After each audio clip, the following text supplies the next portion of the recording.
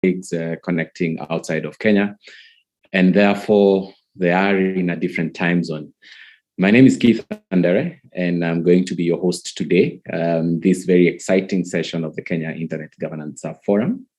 We're going to start in a few minutes as we wait for colleagues to come in. As we do that, I'd just like to let you know that we'll be recording the session just for the purposes of archiving and for the purposes of reflection going forward. So bear with us, but in the next 2 minutes, we'll get started. Thank you.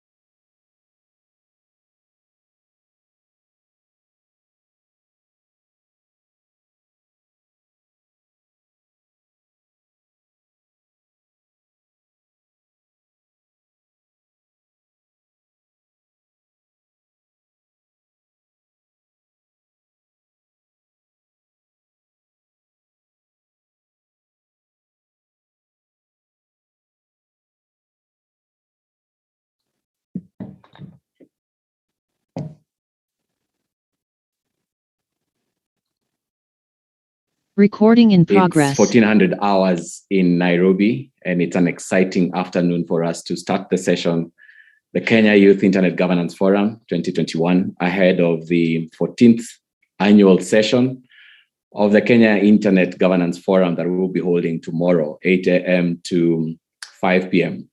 So we're very excited to have all of us here connected today, and we hope that we are going to have a very exciting conversation around the issues of Kenya internet governance, youth governance, and how the young people as key stakeholders are going to play a key role in this forum that is going to start on tomorrow. So ahead of us today, we have very exciting panelists and we have very exciting sessions, and we would like to just jump straight into it. I invite all of you to tweet the session with our official hashtag Kenya Youth IGF. Feel free to tag your friends. Feel free to tag myself as the host at Andere KE, and let us know how the session is and what your experience is. As we get started, I'd just like to invite our colleague, Omar, to make a quick welcome remarks and welcome you all on behalf of all the young people, and we could get started. Omar, if you're ready, please take the floor.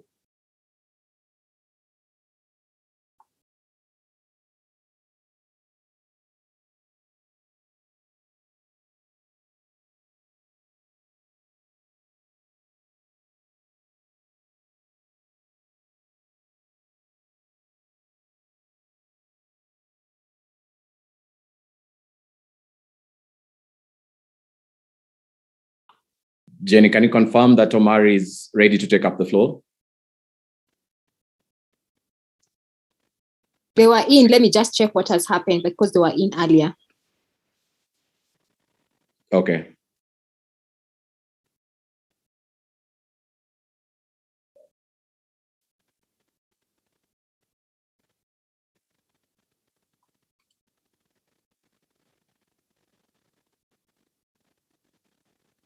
I think they dropped off. I'm just promoting them. They're coming on. Sure. We hope that we'll be able to have them in a minute. They're there. Yes. Can you guys hear me? Yes, Omar, we can hear you loud and clear. Thank you so much. So thank you, everyone. And this is the IGF, the Internet Governance Forum, and it's a really good opportunity for us as youth and for also everyone to get their views, since this meeting has people from the government, the private sector, and also the stakeholders. It's also nice for all of you to be here. Saying Karibu Sana from Nairobi, Kenya, here with Omar Ahmed and also Brian King. So this IGF is a multi-stakeholders forum which has the policy dialogue on issues of internet governance. So in the meeting, we have, like I've said, we have the private sector, we have the government, we also have technical communities, and also we have the civil society so that we can discuss the internet governance issues. So what, for example, is internet governance as we start the session? So the internet governance refers to rules and policies that or standards and practices that coordinate and shape the global cyberspace. So this is where we actually find how we can actually try and maintain a good place for youth in the internet, or for children, or for everyone individual and everyone in general. So the cyberspace itself, this is the notional environment in which communication over computer network works. For example, one can say that I was just in the cyberspace the last 5 minutes, which basically means that the person was actually in the internet, or where people exchange their communication, where people work these days. So the IGF has successfully held 14 forums, annual meetings, and the Kenya Youth IGF, since it's mostly comprised of young people, right? Since young people are the ones who are actually very active in the internet, surprisingly, mostly young people. And these people are key stakeholders in youth IGF ecosystems, since they are the youth, right?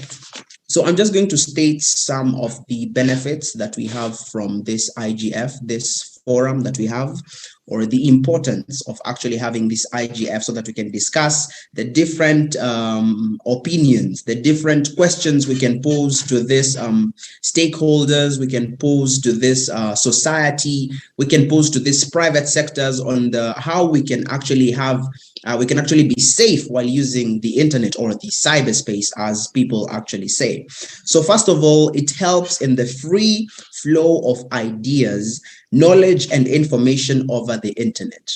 As we are consulting, we are exchanging ideas, we're actually getting to know a lot about the internet, the dangers, the effects, the good effects, and the bad effects, or the bad places one should not go.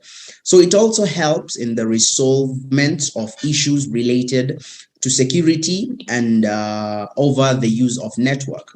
So that when we're in this IGF, one may also get to know how he or she can actually get to have good security on their data in the internet, so that they can all be susceptible to having a good life and, just flowing well with the internet. It also helps in the improving accessibility all over the world to help developing countries. Mostly, we may find that there are people maybe in most of the developed countries that are just getting to know about the internet, getting to know about internet governance. So with this IGF, they can actually get to know more about how to protect their data, how to be safe in the cyberspace, how to coordinate with everyone and the different organizations, how to even get work through the cyberspace, right?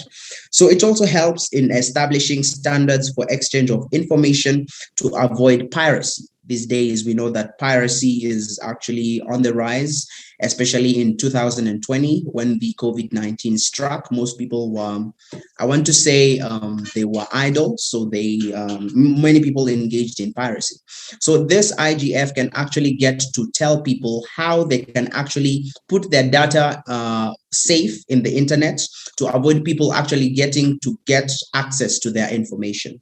So it also helps in developing methods to keep personal and confidential data secrecy. Like I have said, this IGF will actually help us in gaining how to maintain our data privately, like setting up passwords and everything in the cyberspace.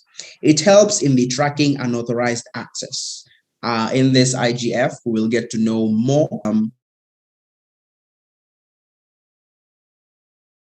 data on online or in the cyberspace, very personal to just myself. Very personal to just myself. It also helps in the finding out of the methods and policies for better internet performance and governance. Here you'll get to know the pros and cons about the cyberspace and how one should use it and how internet governance is actually helping all of us. So as for now, I say thank you so much. And I also thank you all for joining us here. This is Omar Ahmed, this is Brian King, and we all say thank you so much. I'm seeing a lot of people have actually joined in. This is actually really good. I am hoping to learn a lot. So thank you so much, Keith. Thank you so much, Omar and Brian, for really making that elaborate introduction and telling us about what is internet governance and what are some of the benefits for all of us to join in and what the session is all about. So I'm very, very, very happy to see all of us smiling and all the comments coming into the chat. I encourage you to also just tell us on the chat, what is your expectation during this session and where are you connected from? Let's continue to engage. And remember, the hashtag is Kenya Youth IGF. The hashtag is Kenya Youth IGF. Please say a word about the session and spread the word. So right now, it is my pleasure to welcome the next panelist on board, who is none other than Barack Otieno. And Mr. Barack Otieno is the chairperson of the Kenya Internet Governance Forum, the people who are putting together this event this year. Mr. Barack, over to you. Thank you very much, Keith. And in keeping with, sorry, just a moment.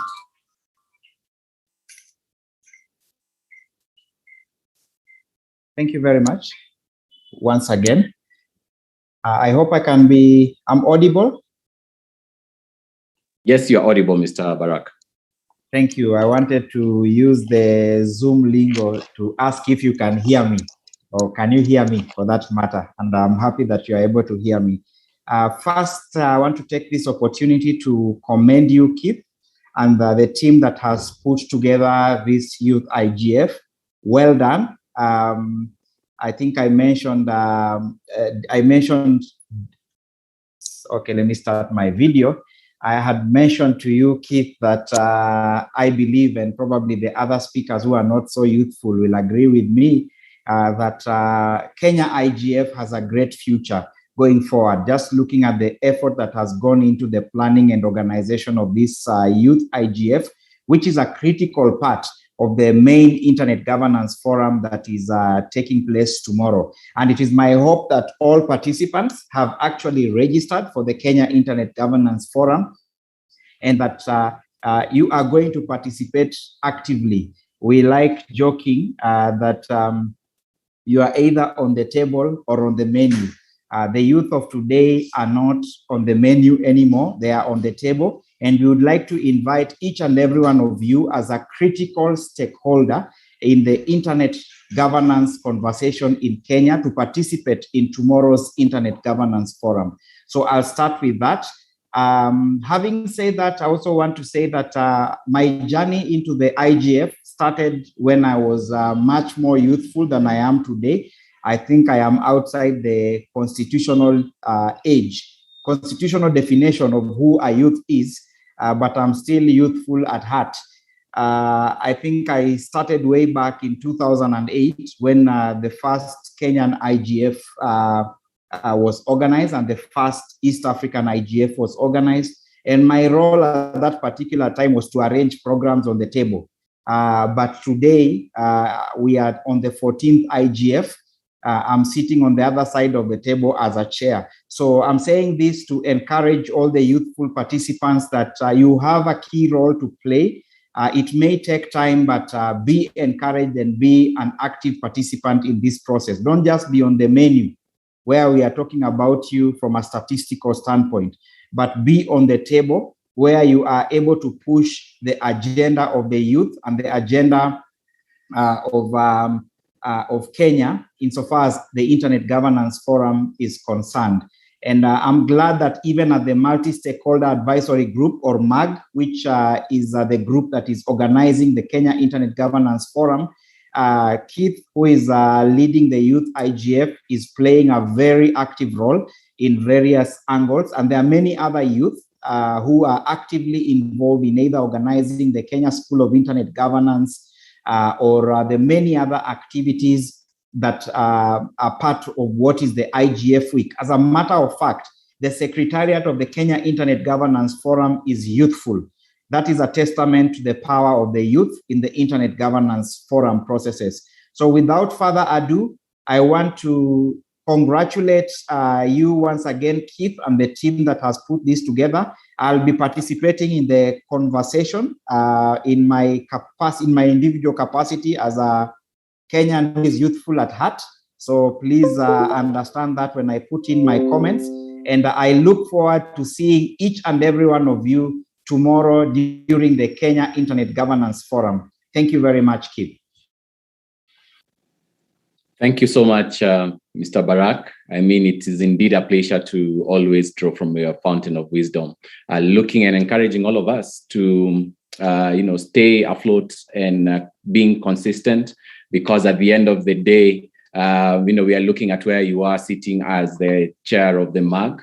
And today you're telling us that you started off by putting programs on the table. Very powerful words also, that youth are now on the table and no longer a menu. It is my indeed utmost pleasure to also welcome the convener of the Kenya ICT Action Network, KICTANET, who convenes and puts together in the Kenya IGF Forum, Ms. Grace Githaiga. As we formally and informally call her Gigi, you have the floor. Okay, thank you so much, Keith, for that welcoming very warmly. So like Keith has said, my name is Grace Githaiga, but they like to call me Gigi. So if you ask for Grace, some people may not know who that is. I convene the Kenya ICT Action Network, which is the network that has convened the Kenya IGF since it started in 2008. I wasn't in the discussions then, but I also came on board and have learned, and I have gotten to understanding Internet Governance Forum. So for those who may not know, KICTANET is a multi-stakeholder think tank for people and institutions interested in ICT policy and regulation. The network acts as a catalyst for reform in the ICT sector, and we are guided by 4 pillars. 1, we conduct research in key topical issues of ICT policy and regulation. Then we also have policy advocacy. Once issues are identified, then we conduct advocacy around that. Then we have stakeholder engagement, which, for example, takes different prongs. So we have face-to-face engagements. We have engagements that target just key people in a certain topic. We also have broad engagement, where we use an engagement platform called the Keynote listserv. And then, of course, our fourth pillar is capacity building, which we conduct training. And one of the key trainings that we conduct is alongside the Kenya IGF, which is the Kenya School of Internet Governance, that aims at bringing in new and fresh voices into ICT policy making processes. So as Keynote provides that mechanism or a framework for continuing collaboration and cooperation in ICT matters among the industry, the technical community, the academia, media, development partners, and even the government. So as part of the Kenya IGF Week 2021, we usually have, a week that we have several activities. We have been holding several activities, and they include, today, the Youth IGF. We also have a 3-day ongoing Kenya School of Internet Governance, KESIG, which will end today. We also yesterday had a donors and partners roundtable to highlight digital rights issues in Eastern Africa region and Africa, where we had participation of, key people working in digital rights from all over the world. And then the culmination of the week is tomorrow, when we hold the Kenya Internet Governance Forum. And this is where you will find diverse industry stakeholders. They will meet, they will engage on key internet governance issues. And for this year, we have the same issues you'll discuss today: data, content moderation, security of systems, and so on. So we urge those who have not registered for the Kenya IGF to please do so and attend tomorrow, so that you also see how in real life different stakeholders engage on issues. So as Keynote, we actually believe in having new and fresh voices in internet governance debates, and this is what brought in this aspect of having a separate Kenya Youth IGF, that then whatever you discuss, whatever key issues that you highlight will then be presented tomorrow in the main IGF. Usually when we've been having the physical meetings, actually the presentations are in the opening session, where we have a youth who comes to present and say what their findings are. And I remember the last one, we had very interesting conversations, especially on betting and sports pesa. And we learned so much from the youth on how they get attracted to betting, how some of them had actually used, betted on their school fees, and how sports pesa or those betting companies would put adverts or billboards just near schools, so that then, especially the boys would be able to discuss and actually decide how to bet. So we firmly believe in the value of perspectives from you young people as stakeholders, and the fact that you are the new leaders. We don't say future leaders. You're actually the new leaders who will continue to advocate for friendly ICT policies. So thank you so much, Keith, for putting this together. By the way, those of you who don't know, Keith is actually an alumni of the first Kenya Internet Governance, Kenya School of Internet Governance. Is actually in the first cohort, and we are so glad and excited to see how he has taken his learning to high level, including sitting at the Africa Internet Governance Forum. Keep it up, Keith, and please continue to inspire the young people. And so on behalf of Keynote, I am confident that you will have stimulating debates this afternoon, and I just wish you the very best in this Youth 2021 Kenya IGF. So see you tomorrow at the main event. Thanks, Keith. Thank you so much, Gigi, for your kind words. Indeed, such a platform cannot be here had it not been for the efforts of the Keynote and all the colleagues at Keynote, for also ensuring that every year we have new voices brought on into the internet governance through the Kenya School of Internet Governance. And I'm very, very proud to have gone through the session. And it is indeed my utmost pleasure to welcome the next speaker who, where I come from, we say nothing for the youth without the youth. So ladies and gentlemen, help me welcome the CIS Ministry of Youth and ICT, Ms. Nadia Ahmed. Madam Waziri, karibu sana. Asante sana. Good afternoon, Keith, and everyone else. First, I just want to give an apology, just in case you hear some noise in the background. My family and I, we've actually been bereaved, and we just came from the cemetery. So bear with me in case of any disruption. But we can get right into it. Really, it's a great honor to join all of you this afternoon. I was pleased to receive the invitation to speak at the forum because I consider public policy issues, especially on youth, extremely important. And first and foremost, I just want to thank the organizers of the Kenya Youth Internet Governance Forum for organizing this, to not only discuss issues on internet governance, but also create opportunities for networking and collaboration between key stakeholders. I also want to commend you for championing capacity development and opening up spaces for new voices, with majority of the beneficiaries being young people who have since been meaningfully engaged in subsequent national and regional internet government forums.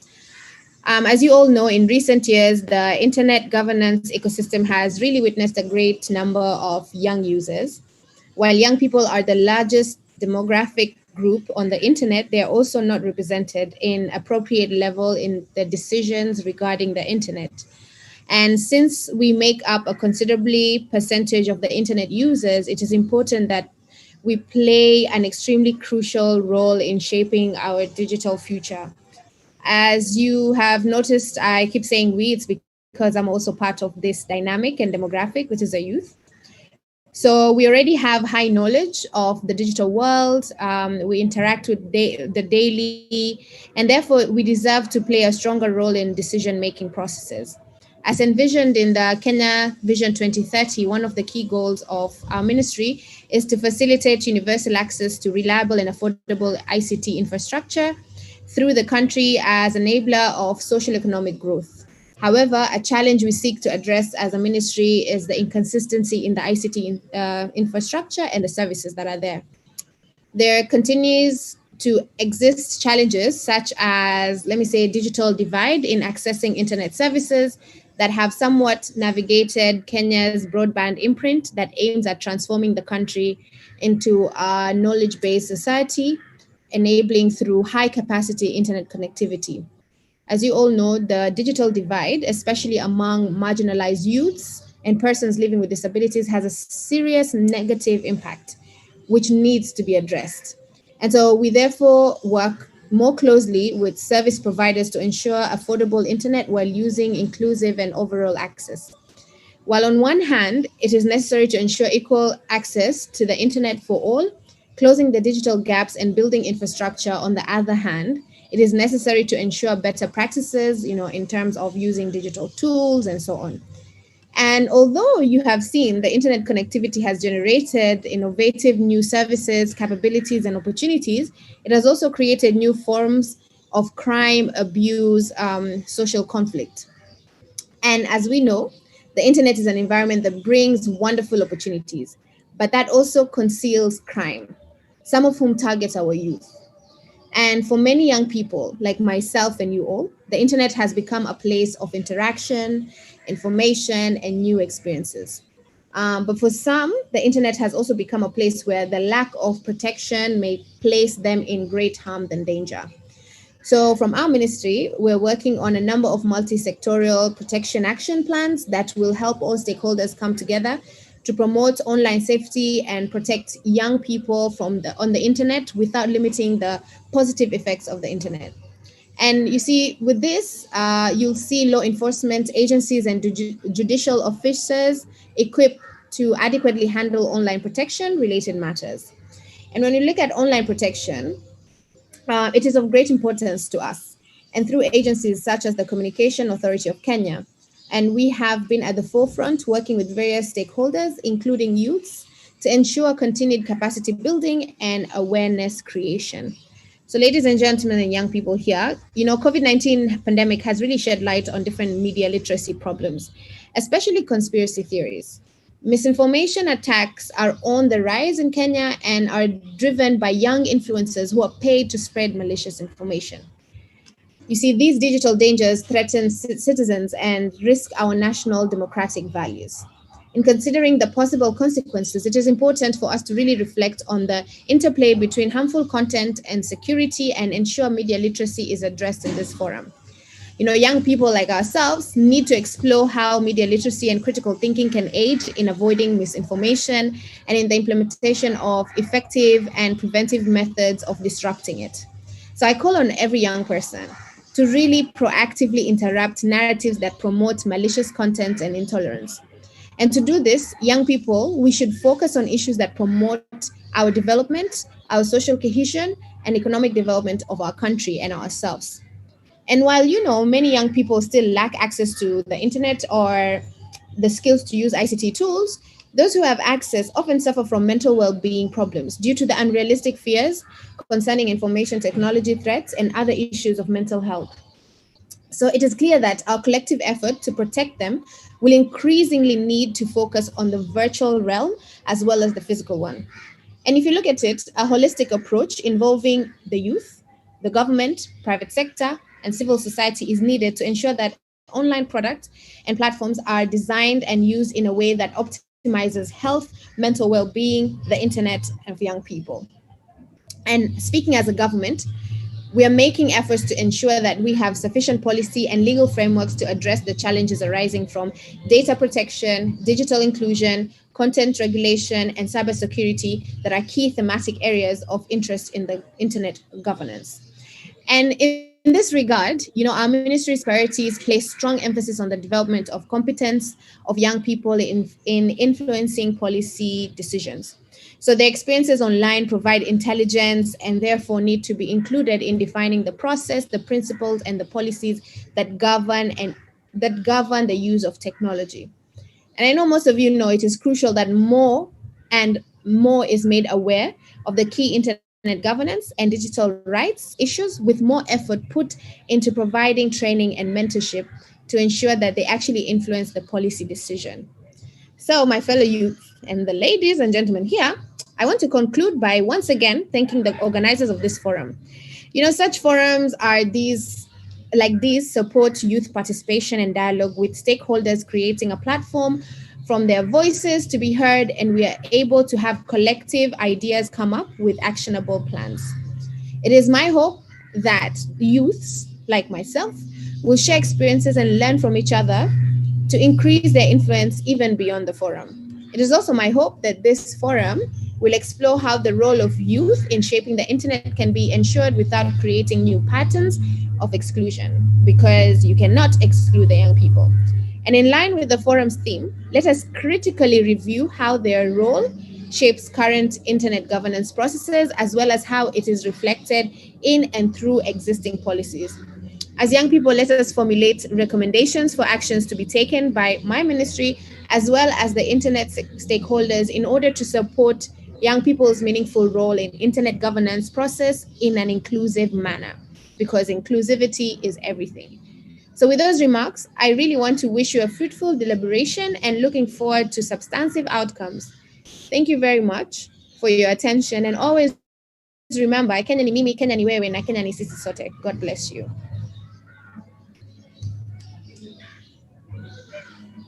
Asante sana, Madam Waziri. Indeed, on my own behalf and the behalf of all the youth community connected here, we want to say sincere condolences to you and to your family. You have really demonstrated what it is to be part of the youth key stakeholder. I mean, besides the tough schedule in Mombasa that you had to fly in and you had to leave everything, just to connect and be with us in this session really demonstrates your passion for youth affairs, and it really demonstrates what you actually stand for as young people. So we are really, really proud to have you connected here. Despite all this that is happening, Asante sana. And we look forward to continue engaging, with you and with your ministry. And, we know that we can call upon you and you'll always be there to continue this conversation. So we are looking forward to, bringing forth the recommendations from this session to you and to your office. And this is not the end, but the beginning of many, many conversations around young people and the key role they play within ICT, looking at the role of ICT, post-COVID times. Right now, ICT and internet has become central. Not only has it been a luxurious item for the people who are considered the haves, but a basic need. You remember and recall that internet in 2017 was declared by the United Nations as a basic human right.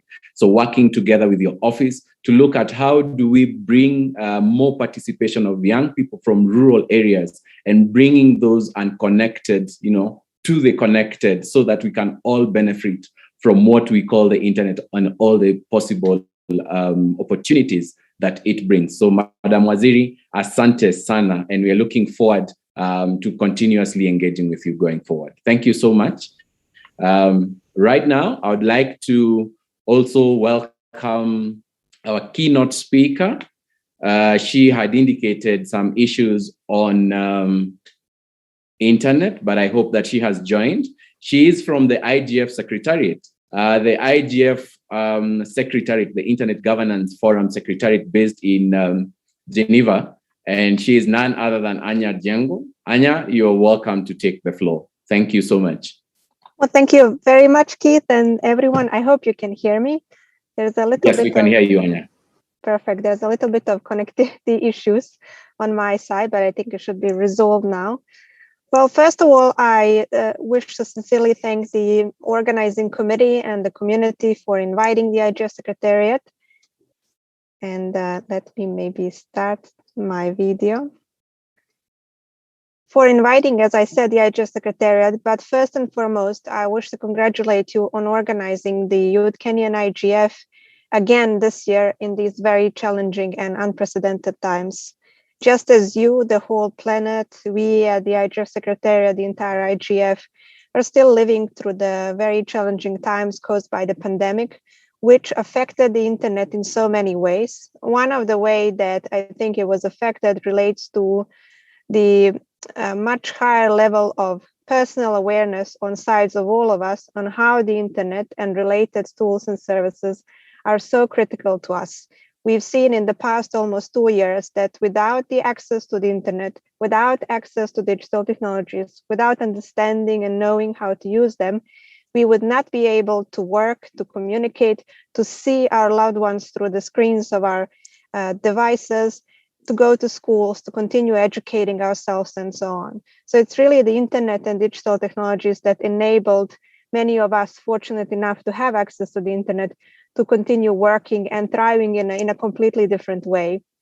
But the question poses, of course, what next?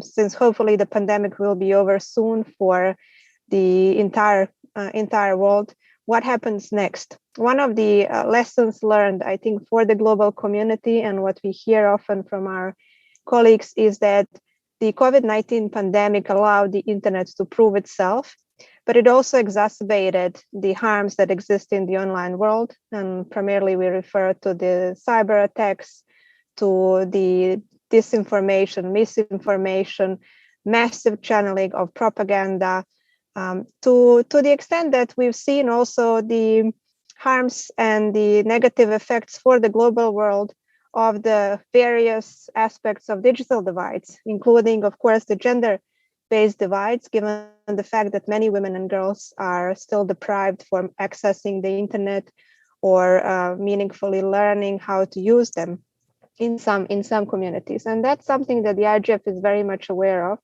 So it is reasonably expected that the 16th annual IGF, which will be hosted by the government of Poland in Katowice from 6th to 10th of December, so very soon, in a couple of weeks from now, we'll be addressing these issues. And we are hoping that the Katowice IGF will, of course, continue to provide that traditional setup for all stakeholder groups from all regions, for all people coming from any part of the world, to the IGF to speak as equals about the issues and potentials of the internet. But probably unlike any of the IGFs so far, it is expected that this IGF will send strong messages on how people are dependent to the internet and how this pandemic just illustrated and underlined that we need to stand for the internet that is affordable and accessible for all, that is safe, trustworthy, secure, and very importantly, equally for everyone. And that's the message for sure that will be sent from the IGF, and we expect that many of the aspects of that very nuanced area will be discussed in detail, so that the IGF in Poland and the end of this year, this 16th IGF cycle, will end up in concrete proposals, messages, follow-ups for the way to bridge finally digital divides and ensure that we're all connected and that we're all with equal possibilities and potentials when connected online to actually benefit from digital technologies and the internet itself. And on that note, I just wish to say that the 16th IGF, whose preparations are very, very much underway since basically last year, it will be hosted in a hybrid format. One of the challenges of the pandemic, of course, relates to the pandemic still posing travel restrictions to so many of us. And it is expected that not all people will be able to travel to Katowice in Poland, which means that this year, the traditional online participation of the IGF will have probably even higher participation than in past years. The IGF Secretariat, the Multi-Stakeholder Advisory Group, the United Nations Department of Economic and Social Affairs, our host country, the government of Poland, we are all very much aware of this, and we've been working for months now on ensuring that we have a hybrid model of the IGF, which will allow for online, as well as for those that will be present in Katowice, to participate in a meaningful way and to equally benefit from many of the opportunities that the IGF traditionally brings to stakeholders who are connected to its program and participating. So we just hosted the town hall on the 16th IGF hybrid format. Communities had so many questions with right about its implementation, which help us to also advance the process. So in the coming days, you will be seeing on the IGF website a set of questions, a set of explanatory notes on how the hybrid format will function in practice.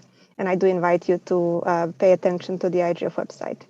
One of the good opportunities to learn more about what's going to happen in Katowice and what's happening now, what are the opportunities to engage in the IGF processes right now, relates primarily to the, sorry if it's a little bit noisy because I'm transiting to the office, but the opportunities relate to the third open consultations and MAG meeting, which will be hosted on 29th of September. So technically next week until 1st of October.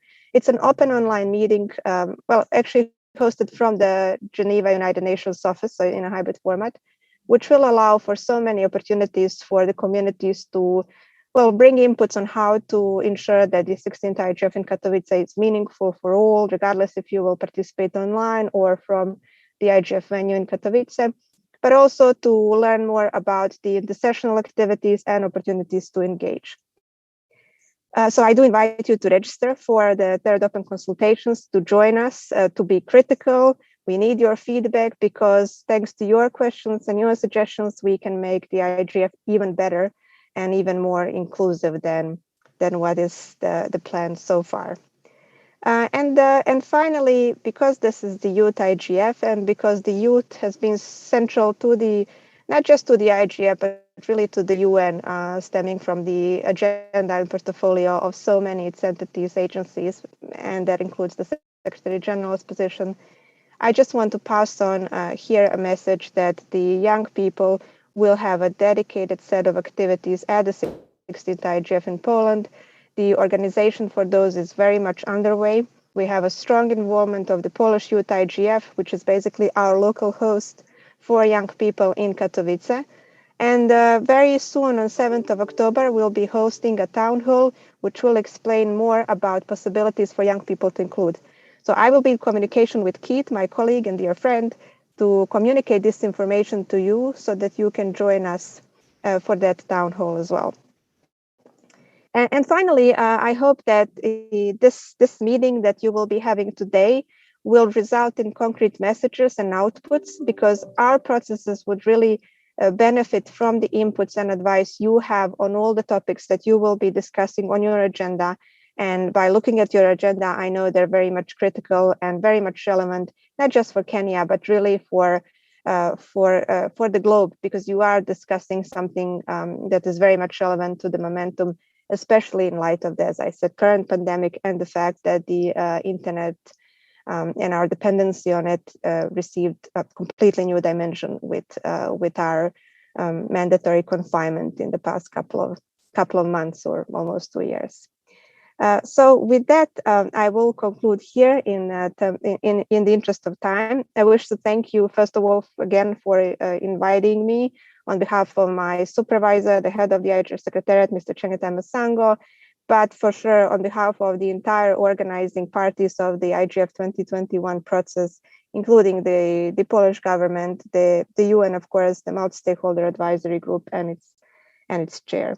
So looking forward to learn more about the outcomes of your deliberations. And once again, thank you very much for inviting me. Thank you so much, Anya, for such wonderful presentation and just highlighting some of the key things that you're doing from the Secretariat's perspective to make sure that young people continue not only to have a space of their own, but also young people playing critical role within the IGF ecosystem and ensuring capacity development of young people, within this ecosystem, that it's actually enhanced. And one of the key takeouts from your remarks is actually the emphasis on local initiatives and how it feeds up and how it reflects at the top during the global IGF. And we're very pleased as the Kenya Youth IGF really to know that our outcomes of this process does not just end here at national level, but we have an opportunity to scale this up to the global conversation. And thank you once again for inviting us to the upcoming global IGF in Katowice in Poland, coming up in beginning of December this year. And we are looking forward to really participate in this forum. I mean, like you have said, the reality of COVID-19 makes it very difficult, probably for all of us to travel and network on one-on-one, but we are looking at, engaging at a hybrid level and connecting remotely. And this is why we continue to push internet at last mile, because it not only enables us to remain connected globally, but also connected globally from a local standpoint. And that's why we stand for, an open and reliable and affordable internet, so that such processes can also be very seamless for all of us. So thank you so much. We'll be looking forward to also contribute to the upcoming, town halls.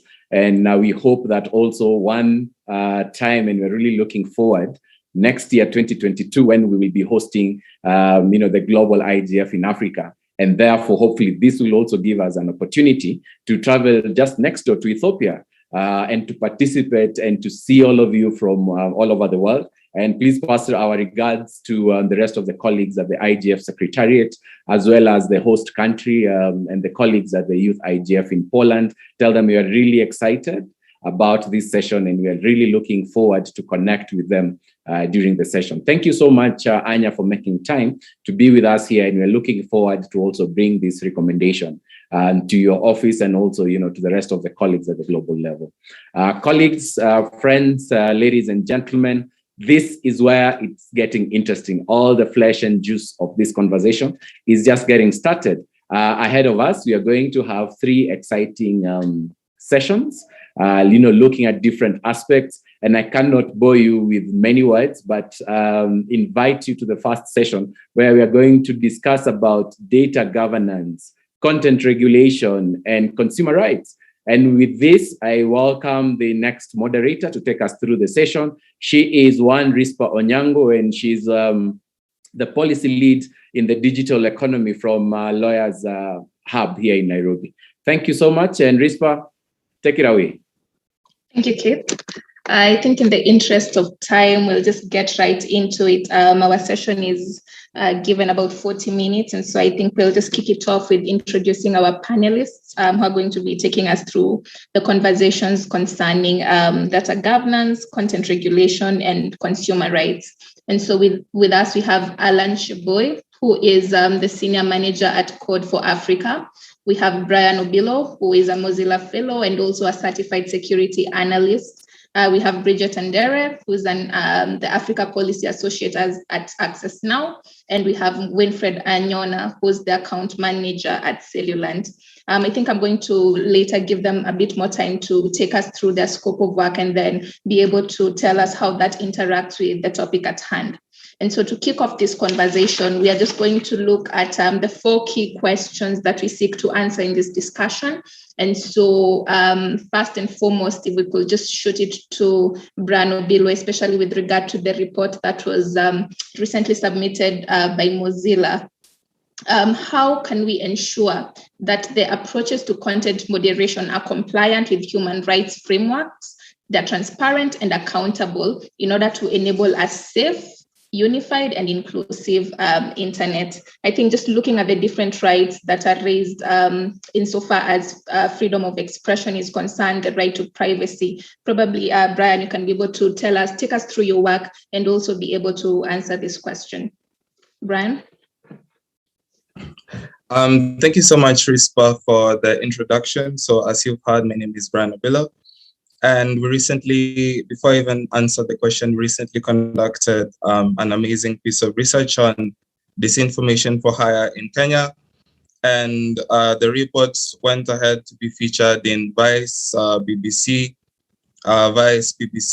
Rest of World, and Voice of America, and other leading publications.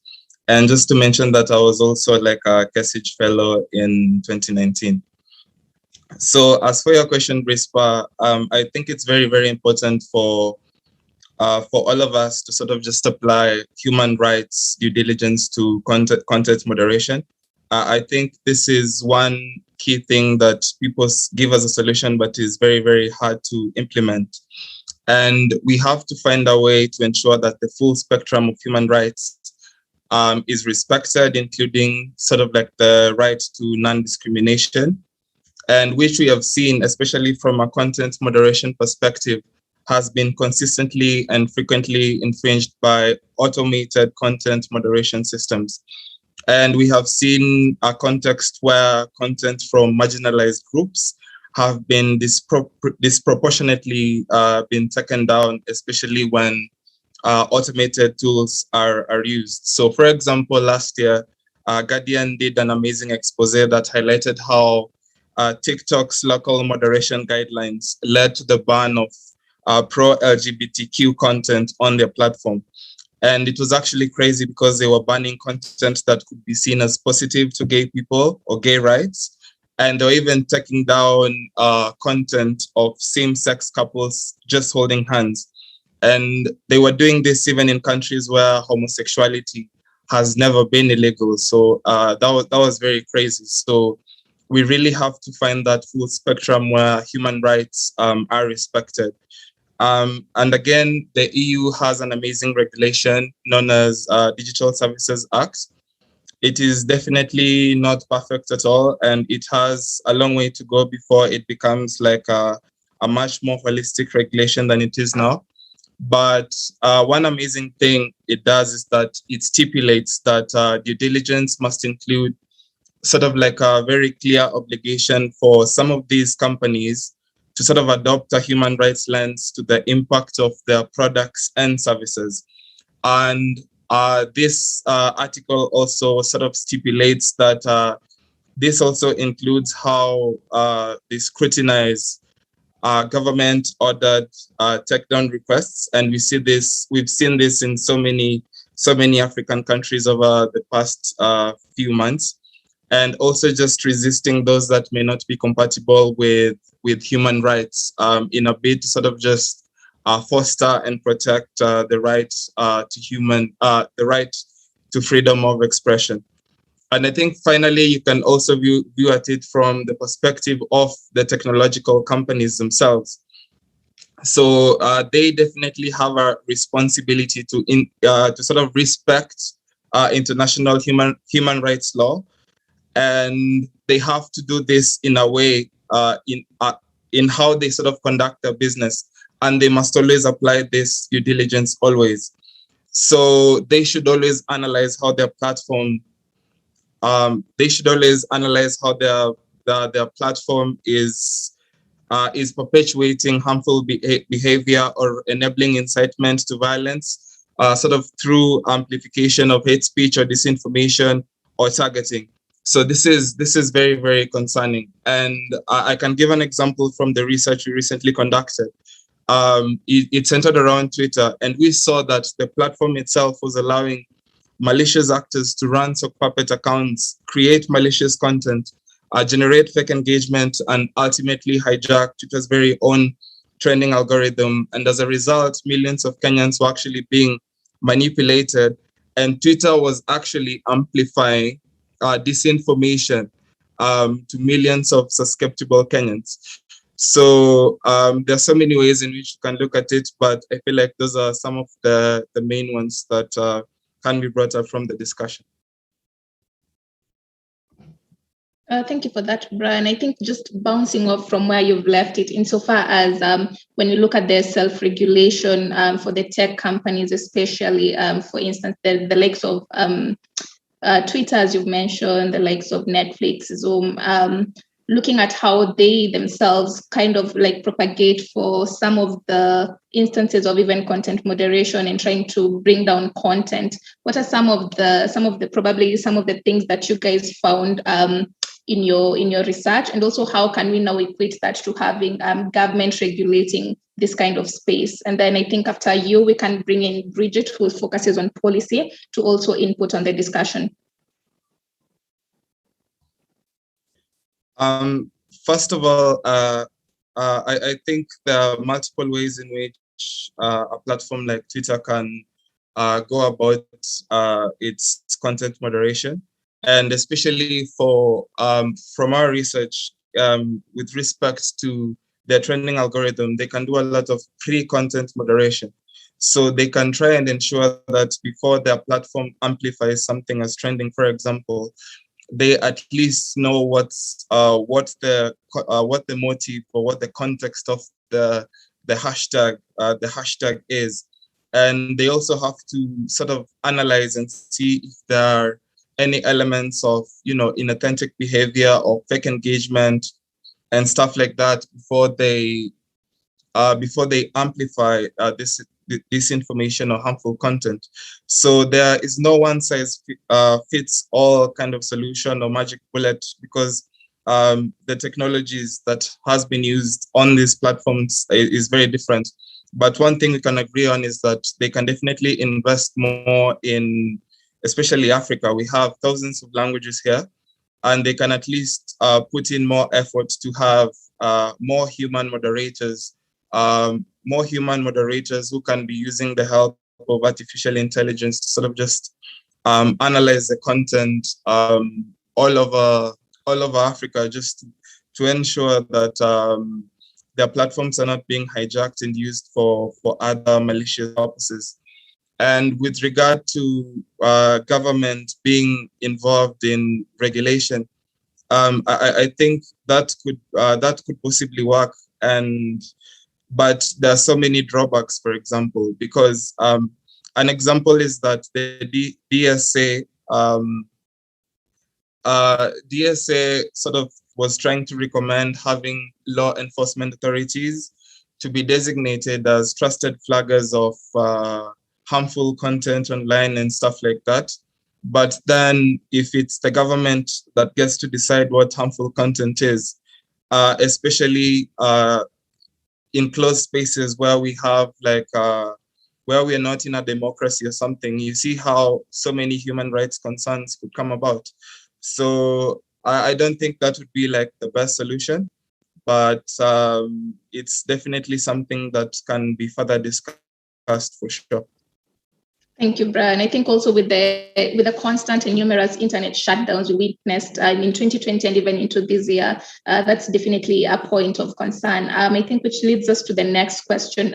Bridget, if you're with us, what regulatory approaches could be effective in upholding consumer rights and offering adequate remedies for rights violation, and then also just eliminating the unfair practices that Brian has mentioned?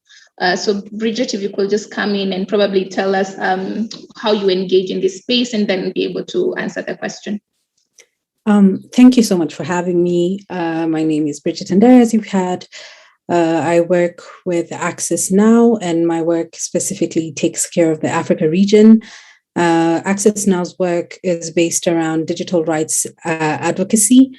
That is very user-centric, and we go to the grassroots, and especially through funding, and we also collaborate with partners around the world to make sure that we're creating policies and influencing policies that work for human rights. I agree with a lot of what Brian has said, and I'm very excited about that because it means that we're on the same page when it comes to human rights. First of all, the thing that I'd like to emphasize, of course, is that content moderation is inextricably linked to freedom of expression. And some of the things that we're trying to get across to governments and to big tech is that we need to, of course, as Brian has said, sort of get rid or even complement automated content moderation. Automated content moderation, unfortunately, does not have any social-political context. It does not have historical context. So a lot of the time, you'll find that some stuff is being taken down that is not supposed to be taken down, and some things are being amplified that are not supposed to be amplified. If, for instance, I can give you an example of some of the work that we've done in Ethiopia around the Tigray issue for the last year or so now, we had Facebook, of course, not taking down content in a timely fashion. We had some content being amplified. We had micro content being amplified in a way that it was just jumping from account to account. And by the time it was taken down, it was much too late.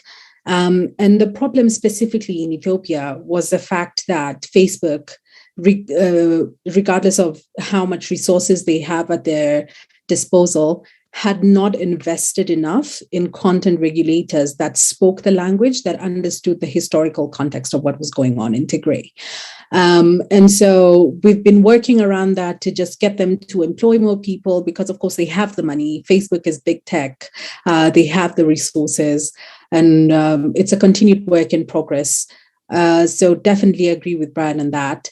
When it comes to governments, the biggest issue that we're facing right now is the fact that, and especially in Kenya, coming closer home, is that government and legislators are hiding provisions in miscellaneous amendments, in these little things that don't get announced. And you'll hear me talk about this a lot, perhaps in the next couple of minutes, that we need to increase civic education and public participation. It's a very important part of creating policies around people, because people need to understand the policies that affect them.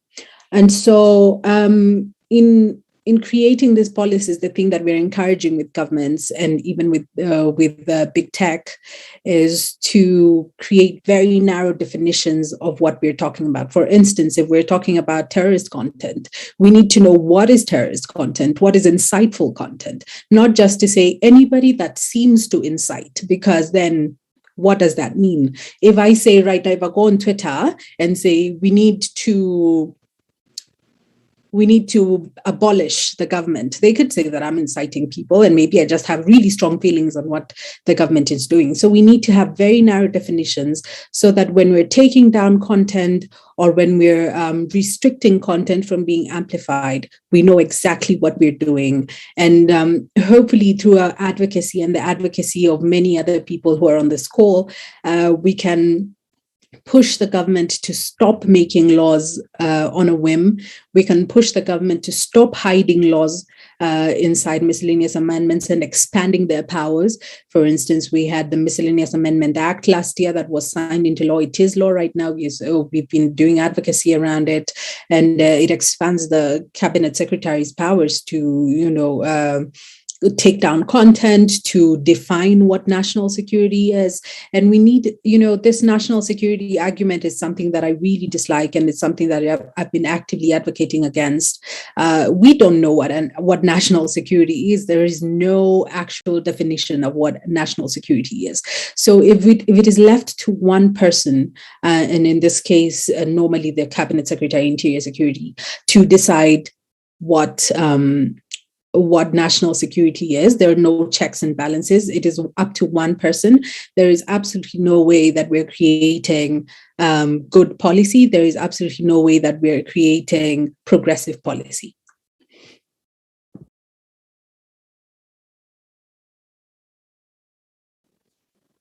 Thank you for that, Bridget. Sorry, my laptop just hung for a moment there.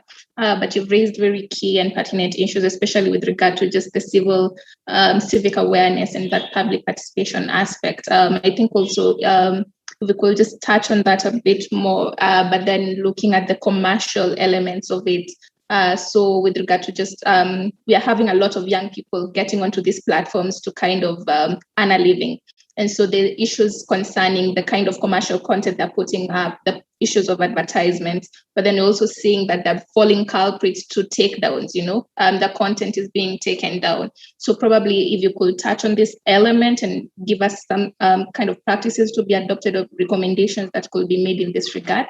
And then we can have Winfred also giving us insights on this. Absolutely. I think with big tech, the biggest problem that we have, if you look at any and all of this platforms that our youth are getting into, a lot of the time you'll find there's pages and pages and pages of terms and conditions that we sign on to. And we've all been guilty of this at one point or the other. We just don't read them. They're too long. They're too boring.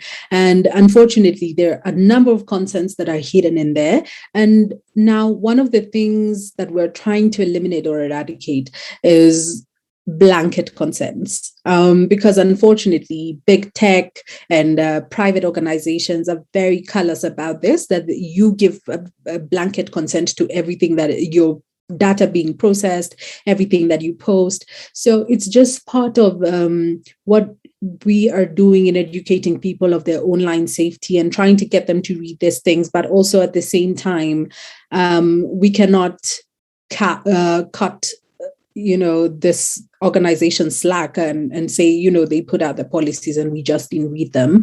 At the end of the day, they need to be more transparent with the things that they're doing, with the data that they're processing, with how they process this data.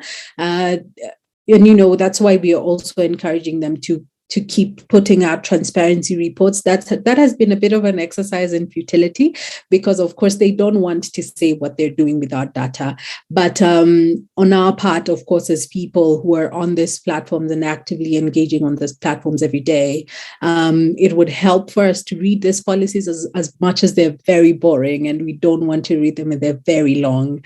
And then now to also encourage corporates and private organizations to, at every step, require consent, at every step have privacy policies, because a lot of these people don't even have privacy policies, and the ones who do, they don't make them public. So we don't exactly know what rights accrue to us, even as people who are in use of these platforms.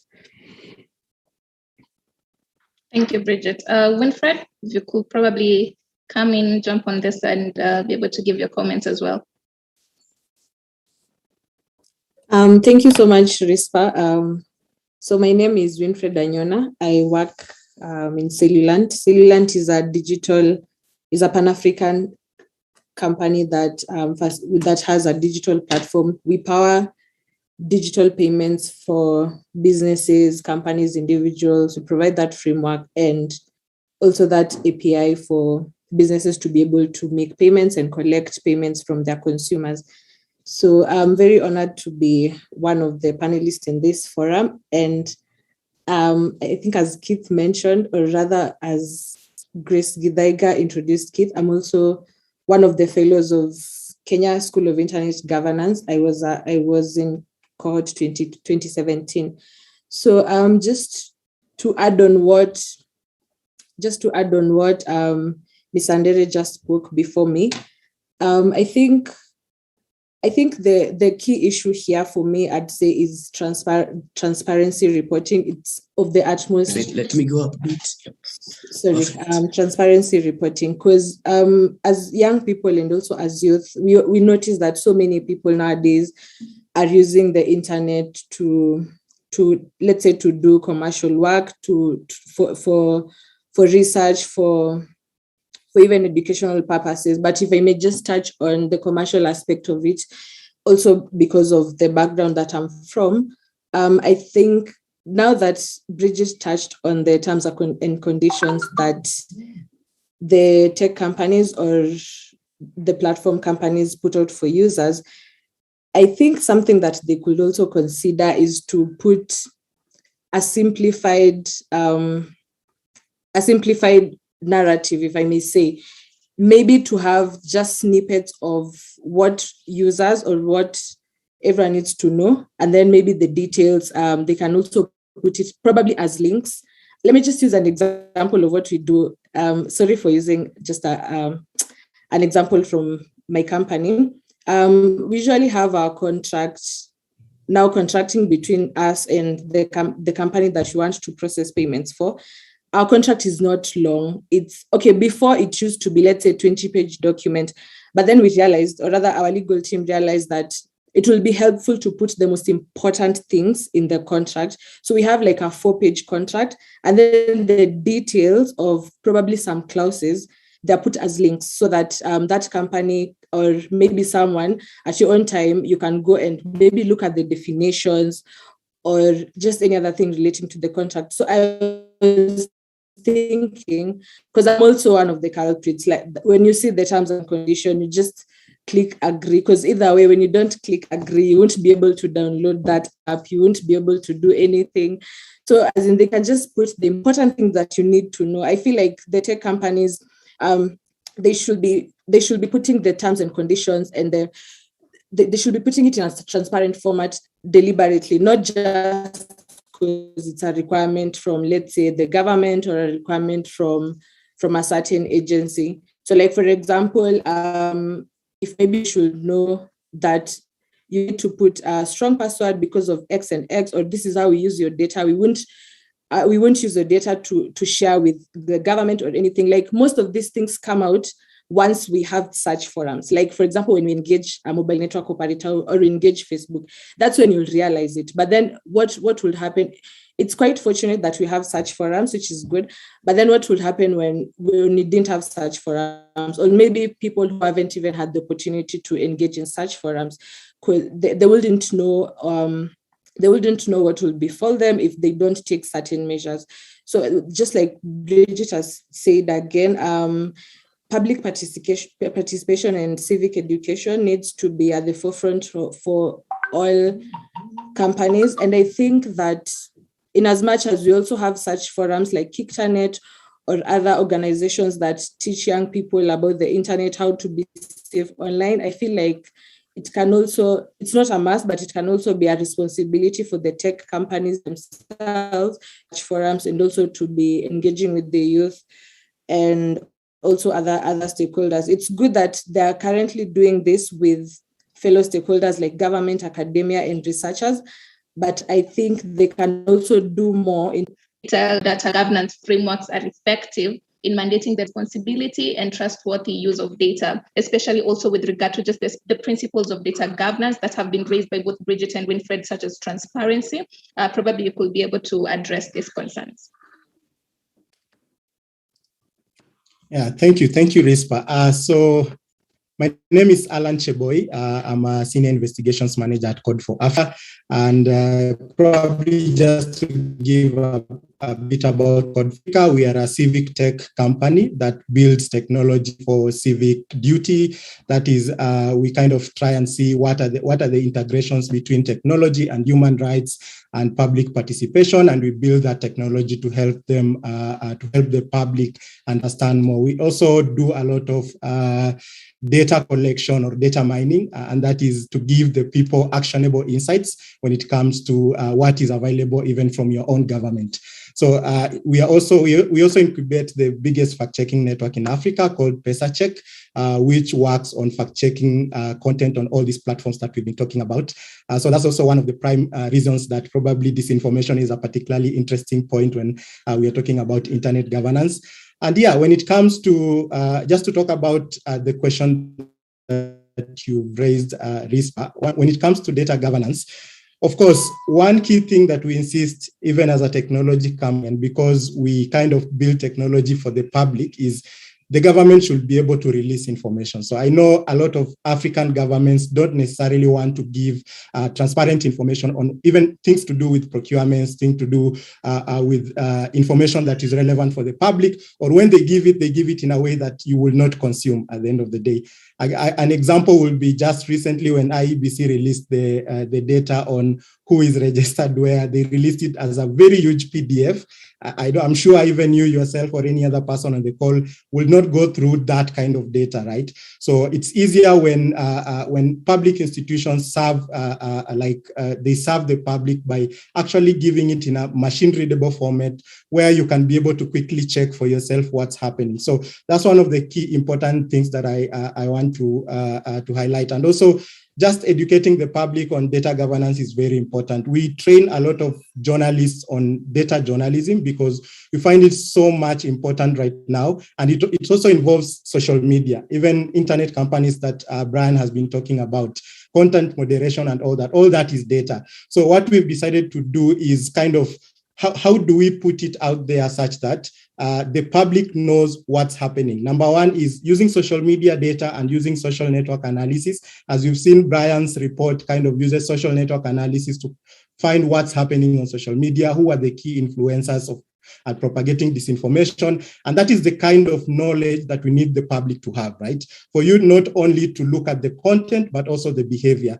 The other key thing that we've seen, even as part of Code for Africa's research recently, is that there's a lot of bot accounts being employed to amplify content online across the African countries. Kenya is actually a growing that's actually a growing practice. And I think that is really important because just training the public to understand the difference between an amplification of content from a bot and a real human is really important. So those are some of the things we are trying to address. And probably just to touch on before I finalize on some of the things or some of the questions that you've asked the other panelists. And number one is on the platforms and like when people post commercial advertisements and they end up being taken down. So the question here is, why is that content being taken down? So you'd find that many youths are promoting their sales online on Twitter, but they use the hashtags that are actually spreading disinformation. So even if the content or the platform itself wants to look at who are these people, they are the ones who are actually propagating or amplifying that information by using those hashtags that are actually controlling disinformation content online. So that's something that probably you might need to shine a light on. We can normally call them internally ambulance chasers because you know this hashtag will end up trending. So you just chase that ambulance for your product to be very visible. So I think that's something that we should shine a light on and discourage so that we can, and also for them to know that this is what happens when you use such hashtags. The other thing is platforms action on harmful content. I think it's really important. Transparency when it comes to policies is really important, and I will advise everyone to go and read the terms and conditions or the policy content on which content they normally take down. They do have the do's and don'ts on their websites. Go to Facebook transparency section, you'll see all those do's and don'ts. I think that is important because it now gets you on a level that you understand, if I do this, this is what will happen. And it is important because it gets to curb disinformation and hate speech. And finally, I just want to also comment on the clash between content moderation and human rights. I think that is really important to highlight. And I'm glad that Brian and also Bridget and Winfred, you've talked about it. Content moderation, I think, is very important. And Facebook has implemented a couple of ways. And I want to advocate for one particular one, which is independent verification. So as much as we are advocating for Facebook to hire more people on in the different jurisdictions they operate in to do content moderation, I presume they will not be as independent as having other organizations doing that. Yeah. So I think it's important for such platforms to be encouraged to at least know that we have organizations who have capacities like in Kenya, in Africa, in those other countries, and they'll be able to help them in the context analysis. They'll be able to help them in like looking at what are some of the things that should be prioritized when it comes to content moderation and not. Yeah. So back to you, Priscas. Rispa, sorry. Thank you for that, Alan. I think we are really pressed for time. I'd like us to address a question that we've gotten from one of our attendees, that is Hussein. So focusing on lockdowns. On the flip side, we have what we call, what I call the footprint tracking between the two. We are between a rock and a hard place. How can we push for internet governance to ensure that we either eradicate or reduce the occurrence of such ills? I think I'll direct that to Bridget and also get final remarks from Brian with regard to data governance. Just to clarify, Tohir, did you mean shutdowns or lockdowns? Like internet shutdowns, or what did you mean exactly? I would think they mean shutdowns. I believe so. Okay. It's extremely important when it comes to shutdowns to make sure that every shutdown is documented.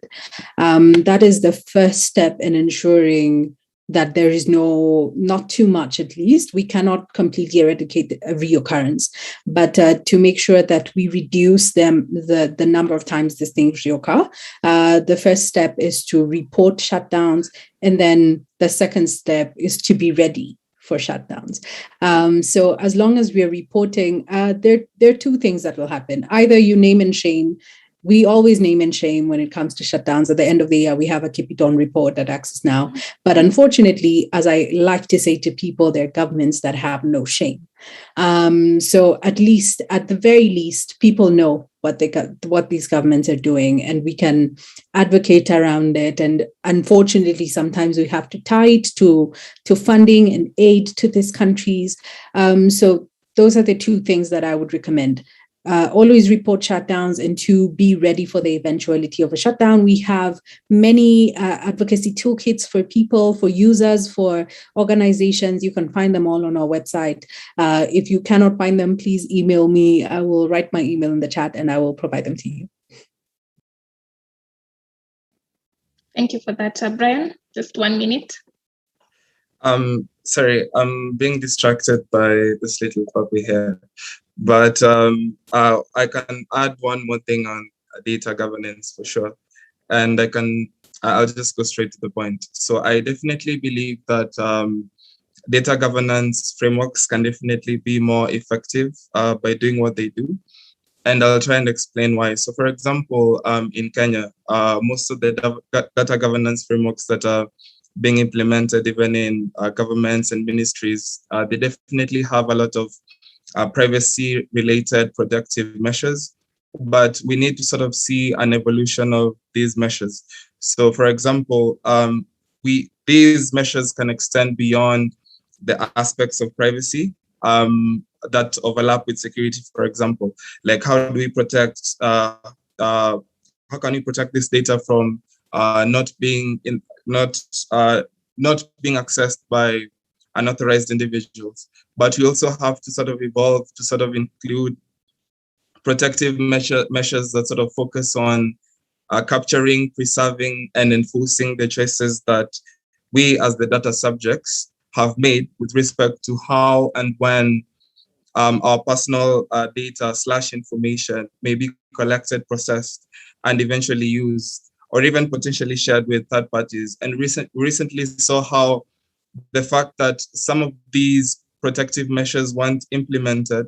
We saw Kenyans were being registered in political parties for out of the blues. And I think this is a very, very important piece to capture. and also for the data governance frameworks that are being implemented in Kenya, we have to sort of we have to empower all the three main capability areas of an effective data governance framework. So number one is always the people. So data governance processes and tools are only as effective as the people who use and manage them. So we have to empower the people to be able to properly implement these data governance frameworks. Also, we have to take care of the processes. And in Kenya, this is something that, from my experience in the field, is definitely lacking. So we need to train these data processes on how they can easily identify threats against data security, privacy, and compliance in the context of how data flows through an organization or through these organizations' platform, for example. Like, what does it mean when we submit data through eCitizen? Does that mean that Teams automatically gets this data and stuff like that? And we need to constantly analyze related risks with how this data flows from one institution or one platform to another. And we need to determine like appropriate control objectives and control activities. Control activities are just what you carry out to ensure that this data is correctly governed and correctly protected in the context of data privacy and security. And we also have to empower like the technology to ensure that we are able to sort of constantly evaluate whether the technologies we're using to collect data, to store this data, to process this data, does it with data confidentiality and data integrity and data availability in mind. So I think this is very, very important, and it's something that we have to press the key data processors in the country to sort of implement to ensure their effectiveness in protecting our data privacy and our data security. Thank you. Thank you for that, Brian. I think we're going to have to wrap it up here. Thank you so much for all your contributions. I think I'll request all our panelists to probably give us links on how we can interact with them or their email addresses on the chat section. I'll also leave details for the Lawyers Hub, because we're in this space. We deal with digital rights, digital policy, and we interact a lot at convenings where we support startups insofar as offering consultancies and advisories are concerned. And so I'll just request all of us to be able to put in our details on the chat section so that our attendees can be able to contact us. At this juncture, I think I'll invite Rebecca Wamboi, who is our second moderator, to just come in and take us through this session 2 on digital inclusion, universal access, and meaningful connectivity. So, Rebecca, before you finish up, there's Brian. Sorry. Oh, yeah. I can see Brian has raised his hand. Hi, Brian. Kindly proceed.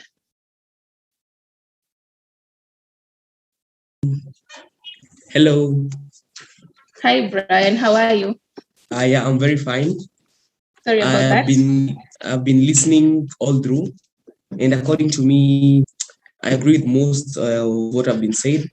And according to me, the International Governance Forum is about protecting young people online without denying them the exposure they need from the internet. Young people, and according to me, what is needed to ensure that data governance frameworks are is to build strong council of stewards, to define effectively a set of policies and procedures to deal with online perpetrators, online bullying and the rest, and to create and execute a strategic plan to protect the young people online. I believe that the only way to achieve this is by getting the companies to cooperate, the internet providing companies to cooperate and ensure that proper privacy is guaranteed and that piracy is eradicated. I would also urge us to be conscious of what we are to access in the internet and not just agree to everything without checking the terms and conditions. I'd also like to define what privacy is. According to me, privacy is a state in which one is not observed or disturbed by other people when he is doing his business online or physically. And by this, we're talking about bank statements, online certificates, personal information, and many more other information that we might have put up out there. And according to me, we should be protected. I think many people don't realize that by using Google, Chrome, and other servers that provide internet and information, we actually we are actually enabling them to use our information, our personalized information, so that they can personalize our ads. We need to fix this by maybe giving us the option to select our interest in terms of ads.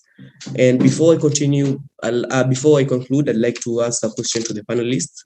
What measures exactly are being put up or are there in place to counter online piracy of children and young people? Because as a young person who uses internet most of the times while studying, entertainment, and in general in basics, I'd like to know that my information is secure, I am secure, and that I am not prone to attacks from any other person. Thank you so much. Thank you so much, Brian. I think you have raised a very, very key concern, especially as far as security goes. So that is really excellent. I think this is also going to be tackled in session 3, where we are going to focus on on security, safety, and resilience. But if one of our panelists could just come in and respond to Brian. I don't know whether Alan or Bridget is still on the call. I'd probably defer that to Bridget.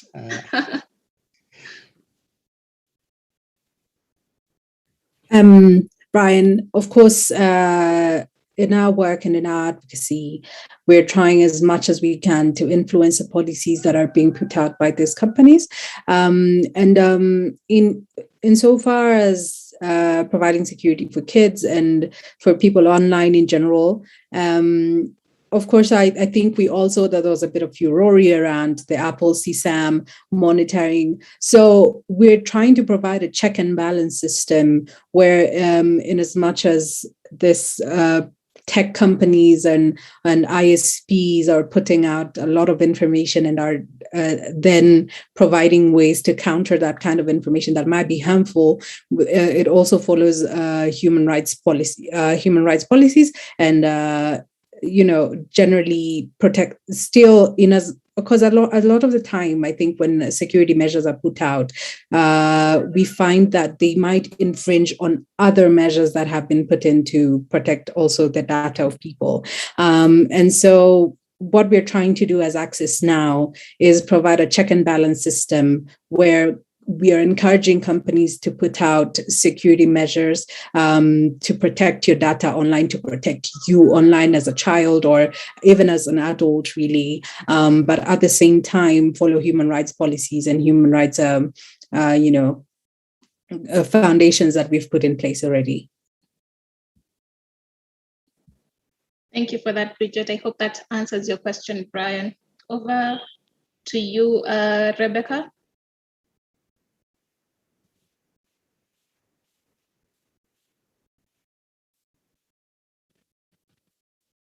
Hi, Rispa and everyone else. Thanks for having me. So a minute, I thought my technological problem here. In 1 or 2 minutes, I will be ready. But I hope you can hear me, everyone. It's been a good afternoon of engaging conversations and learning and hearing from different people. Let me acknowledge the young man from Jamhuri who raised his hand when he realized he was about to be skipped and yet he had been on the session. That's a good thing. As Barack was reminding us, the youth, if you're not on the menu, you definitely are on the table. So good job, young man. Remember to raise your hand when you're forgotten. My name is Rebecca Wamboi. I am a teacher and trainer. I'm also a podcaster. That's what I do on the side for fun and as a hobby. Just, give me a second as I try to, sort my video. I'm a teacher and trainer, and I also podcast as a hobby and for fun. And I'm also an alumni of Kenya School of Internet Governance. I did that last year, and I'm excited and very glad and honored to be part of this year's Kenya Youth of Internet Governance. So glad to be here. I am having a problem with my video, but as soon as I sort that, I will have it on. But as I try to sort it, let me introduce my panelists on this session, the second session. Our session is on digital inclusion, universal access, and meaningful connectivity. And when you're talking about that, we're basically meaning the skills, digital skills, the motivation, trust, and confidence one has to go and engage online. My panelists this afternoon will be Mr. Alan Ochola, who is a fellow of ESAP Bio. We have Ms. Ida Nganga, who is the regional head of UNESCO, an Emerging Tech for Developing Committee. We have Honorable Kimani Kuria, the Member of Parliament of Molo, and who is also serving as the President of Africa Young Parliamentarians Network. And I also have Sheila Lwangu, who will be making a contribution as a young person from Mbaga. I'm currently serving as an ASAP Bio Fellow. I'm also currently part of PASET RSIF. For those who don't know PASET RSIF is an African-led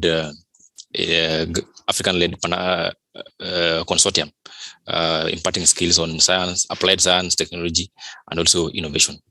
We are actually funded by African government and also receiving and also World Bank, so that we can foster PhD training to impart on skills ranging from ICT, big data, and artificial intelligence. We are currently based, the Secretariat managing the African funding is actually based at ICIPE here in Nairobi.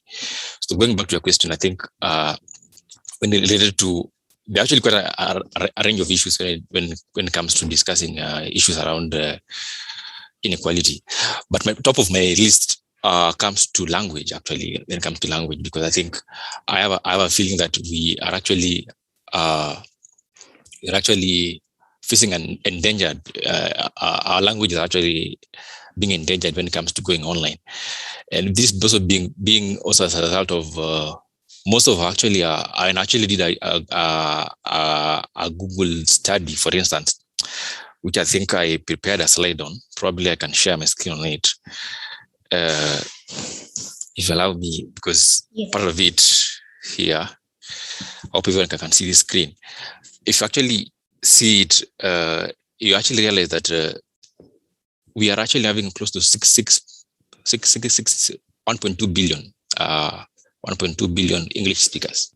But we realize all these, we are having close to roughly about 6,000 articles. But if you scroll down, actually see Kiswahili, we are having about 98 million speakers, but also we are having only 59,000 articles, which are actually based in Wikipedia.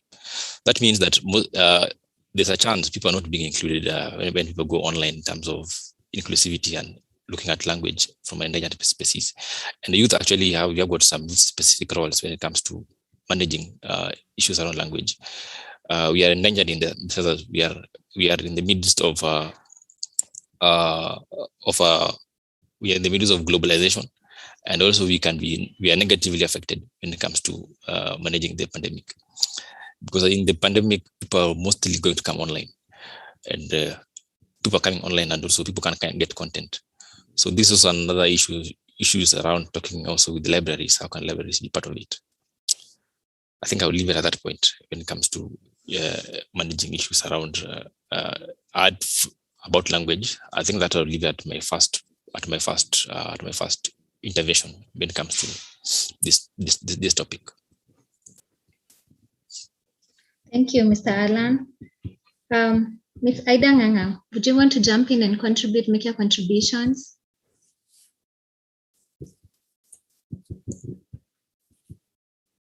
Yes, I may. And thank you so much, Madam Moderator. And unfortunately, I'm struggling, and I'd actually allocated a specific amount of time, but I think I will be able to stay long enough just to give at least some input, right? So yes, I'm very excited to hear that this topic is of key importance to the Youth IGF. And the reason why I say this is because when we are addressing inequalities, at times we forget that the impacts are far and wide, and they might not necessarily be between countries, but they are also within countries. So it's good to have a viewpoint that not only incorporates the differences between the countries' economical indexes, but also to look within the countries and come up with specific strategies on how to address this. So of course, we already know that the direct and indirect indirect effects of effects of COVID-19 pandemic are strongly conditioned and definitely will continue to worsen inequalities, because with higher and middle income countries that have greater financial resources and stronger public health systems, or even just public systems, they have actually staggered under the impact of COVID-19. But when you're looking at the lower income countries, these are countries with dramatically fewer financial resources, weaker provision of public health, social protection, sanitation, and other public services, particularly in the rural areas. These ones are facing greater difficulties in addressing the social economic consequences of the pandemic. So, of course, that is in line. That just falls in line with when you have such disparities, it definitely affects also when it comes to pervasive existing inequalities when it comes to access to the internet and public services. So here you're looking at the nexus between the access to the internet and public services, and therefore this magnifies the direct and indirect impacts of COVID-19. And this is because most vulnerable include poor households and those dependent on informal employment, including those who are casual day laborers, and definitely those who are seasonal migrators, those on mobile livelihoods, those small-scale producers, those without savings, those with little recourse to insurance or alternative sources of income. All these have definitely been affected, because when it comes to, there were already disparities in inequality before. And if you're looking at now just accessibility and affordability of the internet, this definitely puts these particular groups that I have mentioned at a disadvantage. So that would be my input for this kindly moderator. Thank you. Well, thank you very much, Ms. Aida, and thank you for making time for us, even as you say you have other engagements. I would like to ask Mr. Honorable Kimani Kuria, if he's on the call, to jump in and give us his contribution.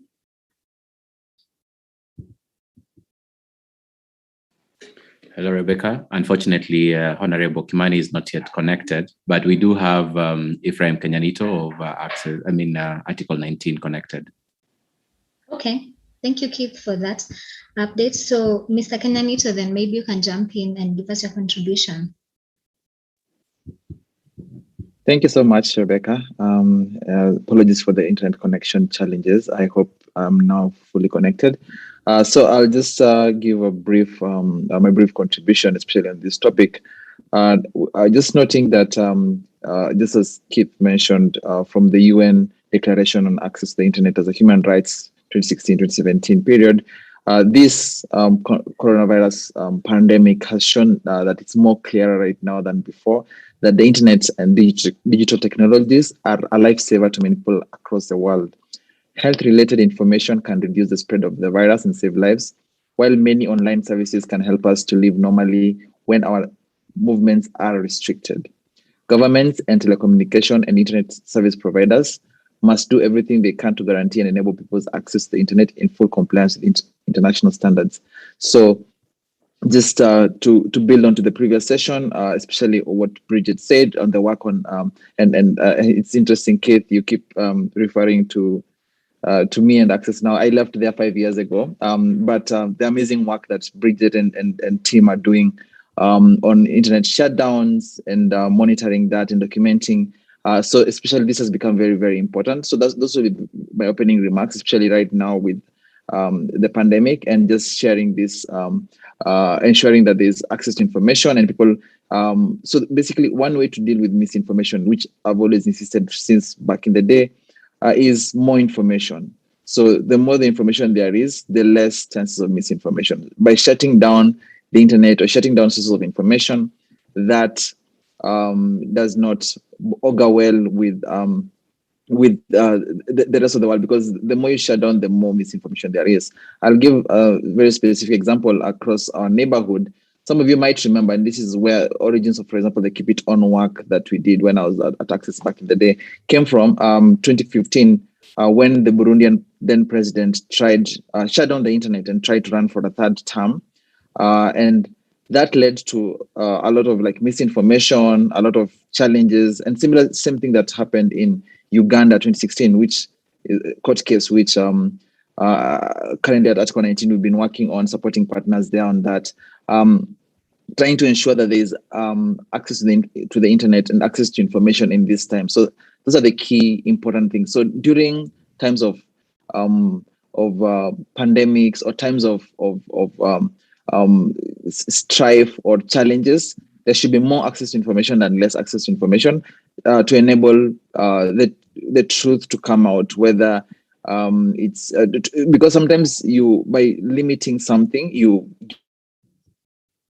give it more attention, and sometimes you allow the wrong information to be the one that is in circulation. Some of you might remember 2017 elections and 2013, and also a few elections around the region. You might have seen some misinformation videos of some things that are happening, for example, in Cameroon or other places, saying soldiers have done this, and that causing fear across other parts of people who maybe might not be aware of some information being shared on WhatsApp. So that's the same thing also with this pandemic. So some people sharing maybe old videos, old things from other parts of the world and making it seem as it's coming from this part of the world. So this is something very, very key in Sub-Saharan Africa to ensure that we ensure that there's more access to the internet and more access to information than before, especially during this pandemic. Those would be my opening remarks. Thank you. Well, thank you very much, Mr. Ephraim. And I would also like to apologize that I skipped introducing you as one of the panelists this afternoon. So that's Mr. Ephraim. I appreciate your contribution to this one. I would like to look in Sheila Lwangu from Bagathi Secondary School. Sheila, if you're on the call, please give us your observations on the effects of COVID-19 in relationship to the digital inequality. In relation to the social and economic rights. Okay, thank you so much. The top 3 priorities that will be addressed in the coming year and what roles are to be addressed by the stakeholders.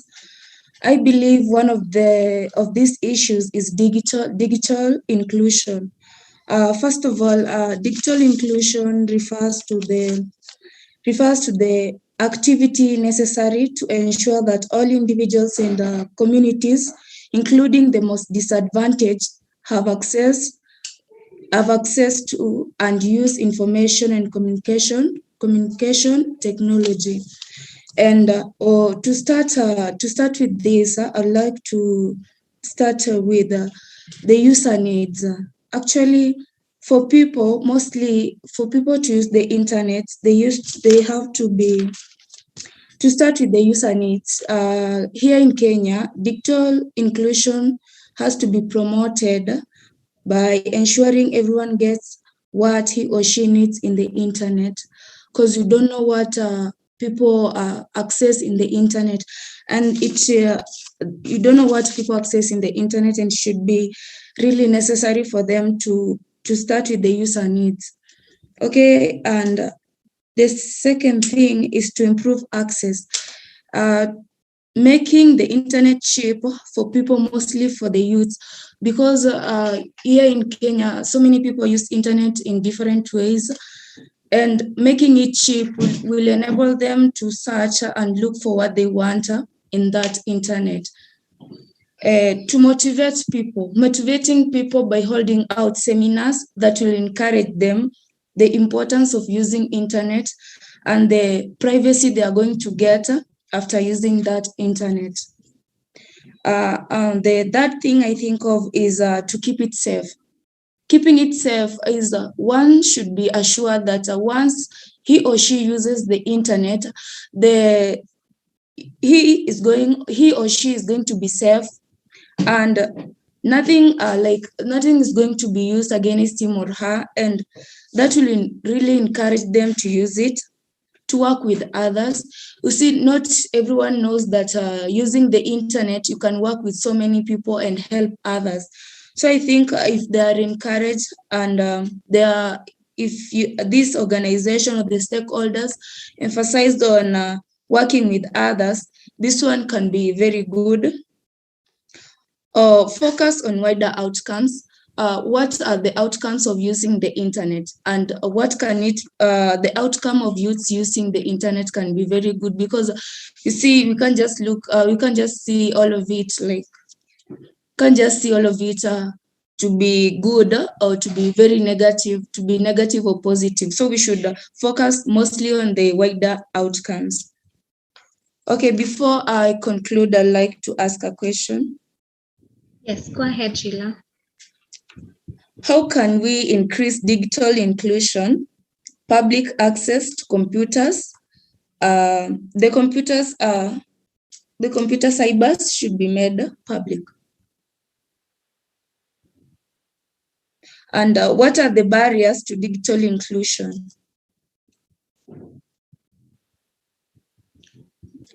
Are you done with the question? Yes, I'm done. Okay, thank you. I'd like to invite one of our panelists to answer Sheila's question. May I ask? Yes, Ephraim, please go ahead. Yeah, I can chime in. So some of the barriers are, for example, finances. That's something which has been there for a while. There's the Universal Service Access Fund, which is managed by the Communications Authority. At one time, a few years ago, I think it was 2018, it had gotten to around 1 billion plus of funding that is supposed to be, as per the Kenya Information Communication Act, supposed to be used to enable young people, marginalized people, rural people from the rural part of Kenya to be able to be connected to the internet. But then at that time, there was an attempt to move the money to be used, quote unquote, for cybersecurity. So that's something which people need to monitor. The funds should be used for the right purposes and should be used to connect the right people and not to some institutions to quote unquote fight cybersecurity and not connect everyone to the internet. So that's a big challenge, issue of funding. Second, the issue of just awareness, not just awareness about the funds, but awareness on how to what is it called?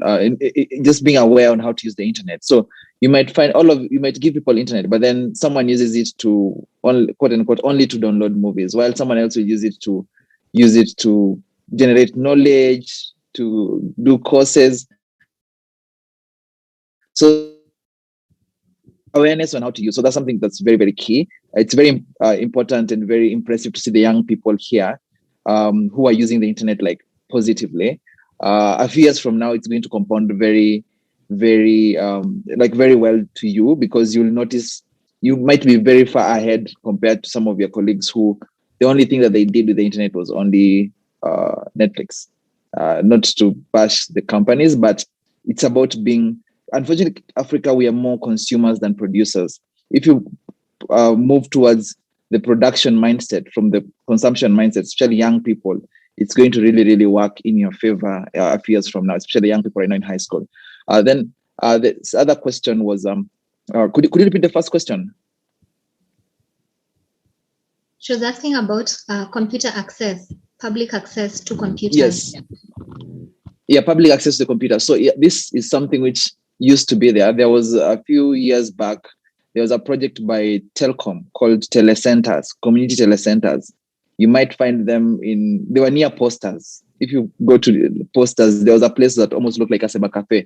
But then we let those things die. We've let a lot of things die, which maybe we can revive, especially in the rural parts of the world where young people can be able to access such places and pay money and generate revenue to poster, for example, if which has been the last couple of years, 10 years, hasn't been doing as it used to do back then, to try and ensure that there's more access to the internet, more local places that people can access beyond just cyber cafes. But I see, going outside Nairobi a number of times, you find cyber cafes are working more than in Nairobi. Nairobi is where the privilege of working from your laptop or iPhone or iPad, it's something that is more in Nairobi than outside Nairobi. So it's just an issue of trying to subsidize, and you might not, for example, issue cyber cafes, the prices have reduced. A few years ago, per minute, it was 10 bob, 5 bob, it went 1 bob. Now it's 50 cents in some places. If you've been to a cyber cafe of late, especially if you're outside Nairobi. So it's something which is commendable. Trying also to reduce taxation. Government can try and reduce taxation to supplement private businesses doing that, and then also try and revive the telecenters. The telecenters which are still in place, but they're not active. So you find the rooms were locked, they're dusty, the computers maybe disappeared. So it's something which maybe can be revived. The project of community centers that was being done with Telcom back in the day, it's something which the Postmaster General maybe can be a recommendation from the Youth IGF to the Postmaster General and the Ministry of ICT to revive that.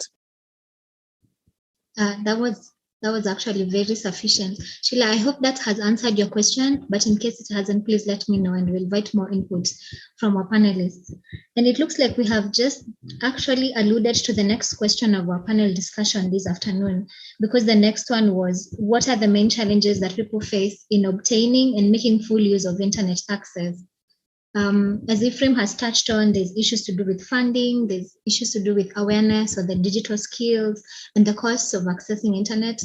So anyone else who'd like to jump in with something that has not been brought forward, I'll give you that chance because you have covered that a bit. And let me just say something, maybe that with regard to that, I think when it comes to issues around, I think basically touching around inclusion, when it comes to access to an inclusion, all those things, there's also the issue of skills. And when we talk about skills, you must also look at also where are these skills being obtained. I think that means also most of us I think rely also on institution of higher learning to obtain most of the skills, especially when it comes to training. So we need to also, and also when you scale it further, you also realize you also need also to empower even the teacher. You must also empower even where the university also is. I think that's where we get most of the skills, because universities also needs to also be our hubs for research and also knowledge, and also places where we actually come in and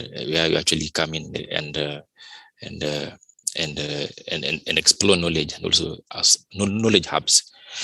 I think I would probably just touch in probably that also when it comes to maybe what we're actually doing in RCF, and we are coming into we actually get funding, and actually I would encourage everyone actually to check our RCF website,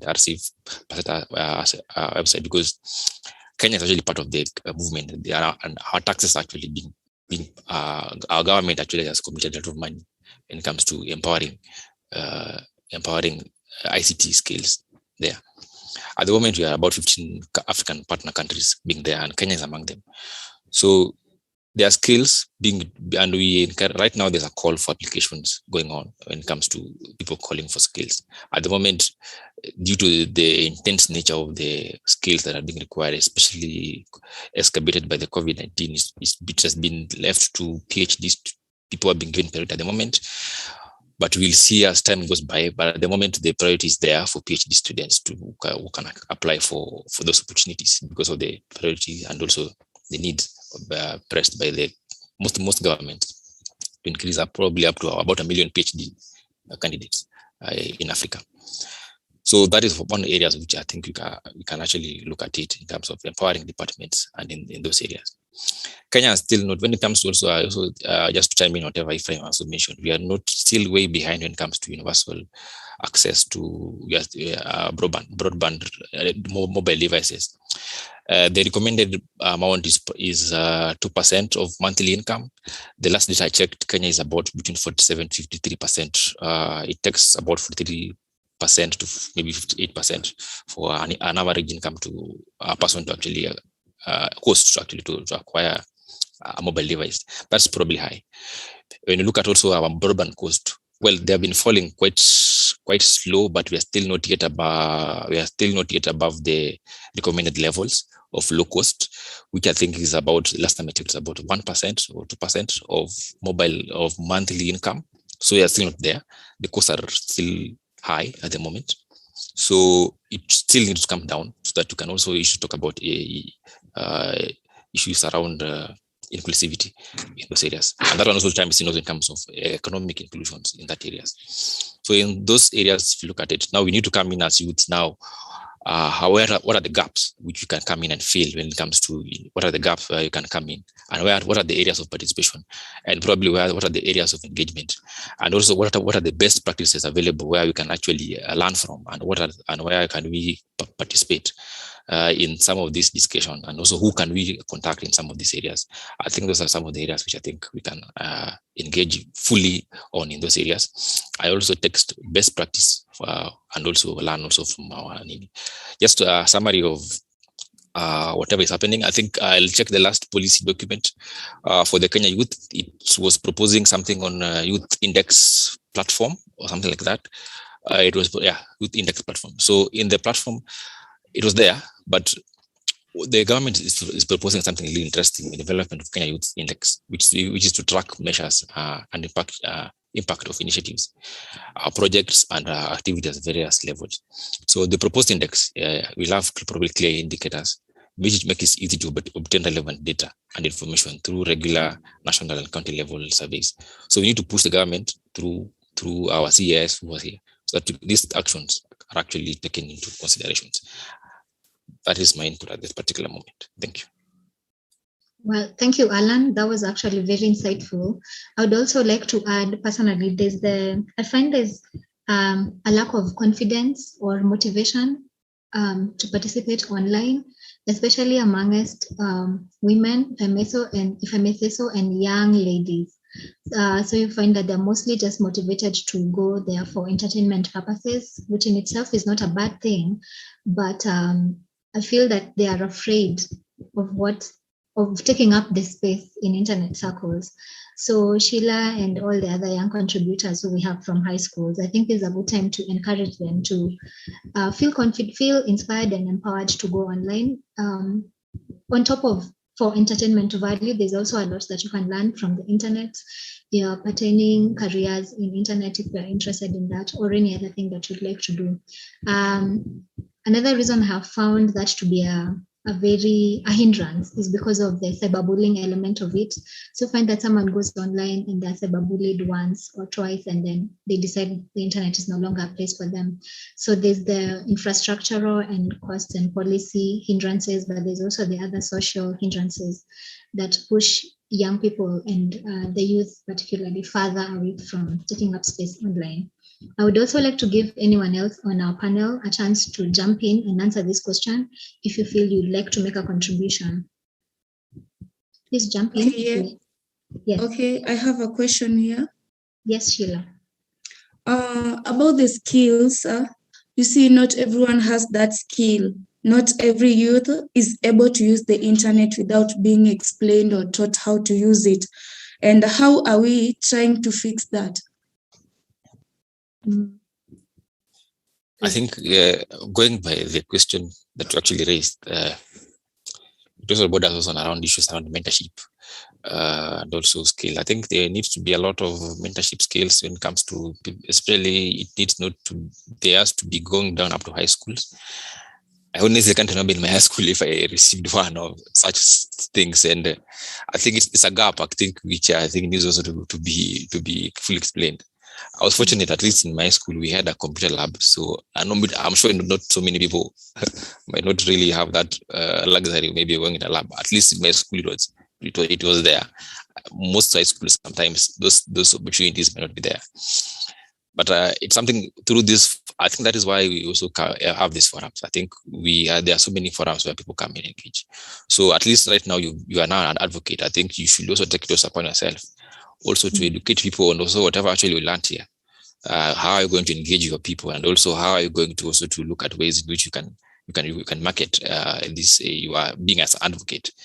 I'd recommend joining places such as the Kenya Internet Governance School of Civic.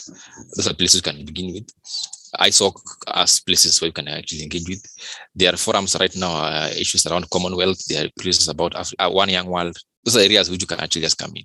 So the idea is not to just sit down. The idea is also to go and also be a champion, and also be an advocate wherever you are, so that you join these activities and also translate this knowledge into practice. I think some of us will have been through advocacy platforms, and it's just not sitting.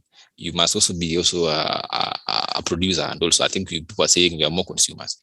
I think we need also to be proactive in some of these things. So that is how I think there's not really one skill to learn, because every day those people are there, they keep on learning. They keep on learning, and something that keeps on going. It's not like you are like there's even AI has a monopoly on a particular area. It keeps on learning, and it's not like you just identify where you're actually good at. Even if it means a particular thing, just stick to it and learn it. And I think that's the only way I think I can really encourage. Even me, I'm still learning, and it doesn't mean that it's bad. I think even this COVID, you can see a rise of for going to online classes, and it's been the norm kind of even in higher public learning. That's what I would actually say at this particular point.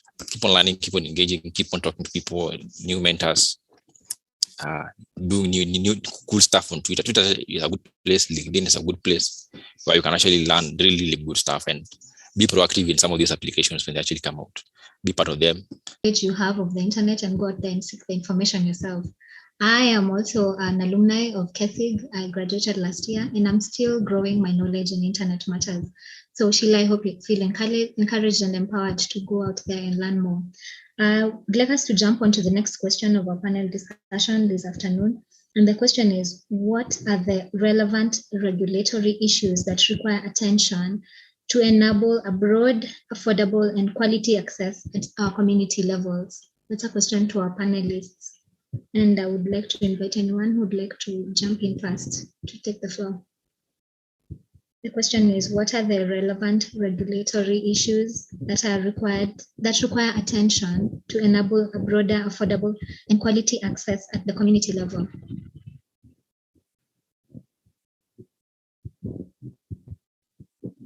Okay, let me proceed as I'm thinking of my own point of view at that particular time. And also, I mentioned also sometimes is that also means also we need also to come up with approaches on how to develop resources for the youth, and also looking for how to also engage youth in some of the sectors, and also coming up with summits and also conferences. I think those are there are quite a number of issues when it comes to issues around inclusivity, because sometimes you realize people are still figuring out when it comes to how to engage with in some of the activities. Some people engaging with when it comes to maybe summits, exhibitions, but even the government also from a perspective also is also need to come up with regulatory frameworks when it comes to youth. I know there are quite a number that they have, but I think we still need to push for more when it comes to those areas, especially when it comes to issues around capacity building and also issues around economic inclusion. We've been lagging behind that, especially right now during this COVID pandemic. So those are some of the things I would probably wish to see how we could engage, especially when it comes to the government, because youth-related topics are increasingly becoming high on the political agenda. Even it comes to even our political parties, I think we also need to come there in our institutions, even our hiring levels. I think there needs to be a policy when it comes to youth inclusion, and also participating also in these forums, such as the UN Delegates Forum. I think there also has to be those best practice forums, and how to reflect how to engage people fully in an inclusive and diverse manner for people. Thank you. Ephraim? Yeah, I can chime in and just repeat some point that I mentioned about, for example, the use of Universal Service Access Fund. So this is a fund that has gotten from, as you know, the telco providers have been contributing a certain percentage towards this fund. So more transparency around those funds. Right now, the fund should be at around, from the profits made, it's a percentage of the profit should be at around, let's say, 3 billion or 4 billion, roughly my estimates as at how it was growing as at 2018. So those funds going to that specific purpose as per the law, and not to any other purpose or to offset some debt that we took from China or something, going to that specific purpose instead of other purposes that are not by law. So using funds that are there for the specific purpose, because with even let's say if it's 2 billion right now, because it was 1 billion, if it's 2 billion and it's unused because they're still using a little bit of it, if it's 2 billion, that's 2 billion can be used to like do a lot of work, especially in the rest of the counties beyond Nairobi, at the community level, community networks, supporting the community networks that are being created, supporting the various schools, supporting various institutions. So just trying to continue using the funds in that manner. I'm sure there's someone or two from the Communication Authority here on the call. That's just something that I'd re-echo, and I'd be glad to support that kind of work going forward, just to ensure that fund is used for the right approach. Because we have the regulatory tool, is that the issue is just using it more effectively. Thank you.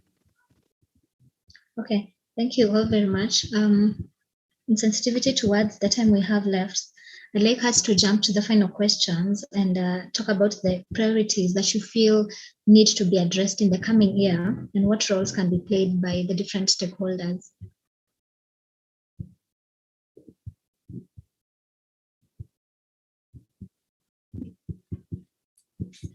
Okay, let me proceed. Okay, when it comes to issues around, when talking about issues around digital inclusion, okay, there are so many priorities, but I think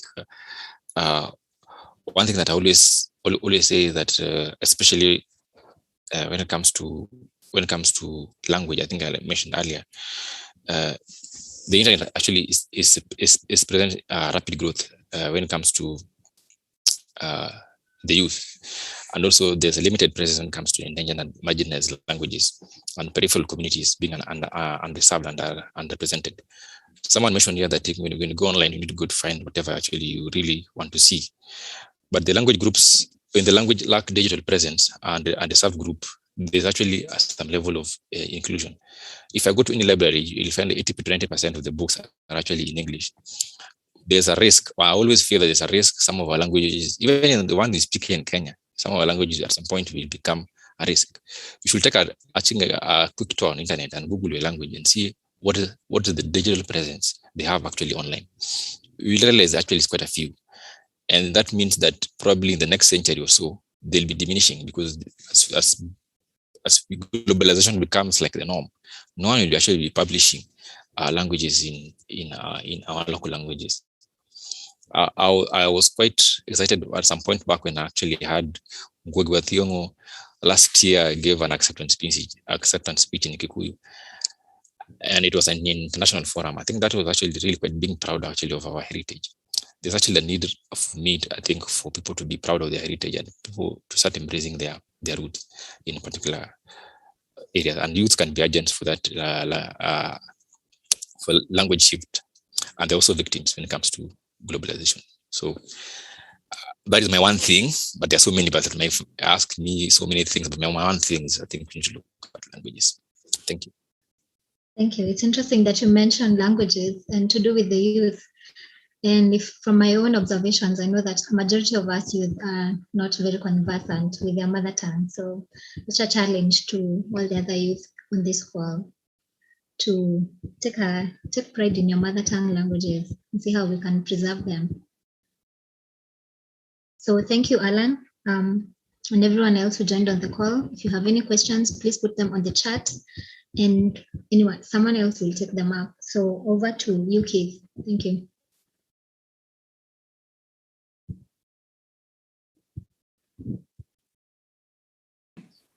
Thank you so much.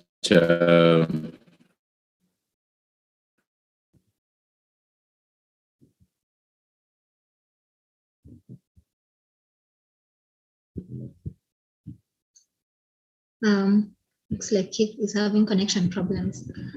But sorry, Keith is having electricity problems. So I'll just take over and invite our next panel, who are led by Albert. Albert, who is the moderator. Please, Albert, come in and introduce your panel. So good evening, good morning, whichever part of the world you are in. My name is Albert Migowa, and I define myself as a wellness creator. So under that specifically, I do train in cultural and emotional intelligence, and I'm also a trained counseling psychologist.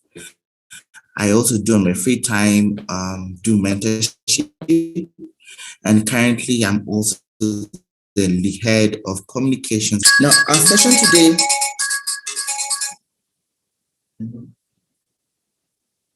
Yes.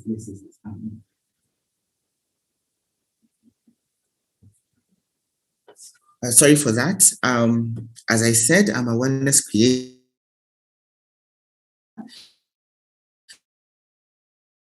And under that, I also a trained counseling psychologist. And on my free time, I do mentorship. And currently, I also head the communications and public relations docket at the Internet Society of Kenya. So our session today will be on security, safety, and resilience. Kindly pardon me, I'm working. Today's session will be focusing on 3 key things. One, we'll be looking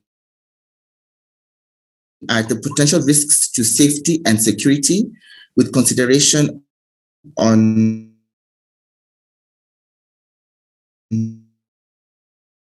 how resilience will be achieved. Thirdly, and finally, we'll be looking at the importance of stakeholder collaboration to the global internet and its users. So without much ado, I'll welcome the panelists. Today we have with us, I hope they're on the call, we have John Ombagi, who is the technical lead at TISOC. We have Jade Makori, an ICANN fellow. We have Gilbert Nyandeje, who is the chief executive at Africa Cyber Defense Forum. And we also have a contributor by the name of Lynn Ouko, who is a child online safety advocate. Our discussions will be characterized by 7 questions. Do leave any question or comment at the chat box, and let's enjoy the session. So welcome to our panelists. I don't know, are they all on the call? Yes, I'm on the call. Okay, yes.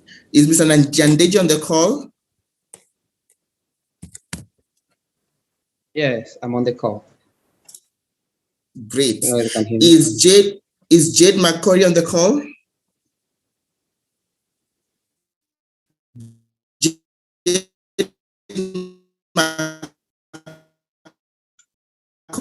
Makori? Lynn Ouko? Okay, so we'll just get things started. So I'll ask the question and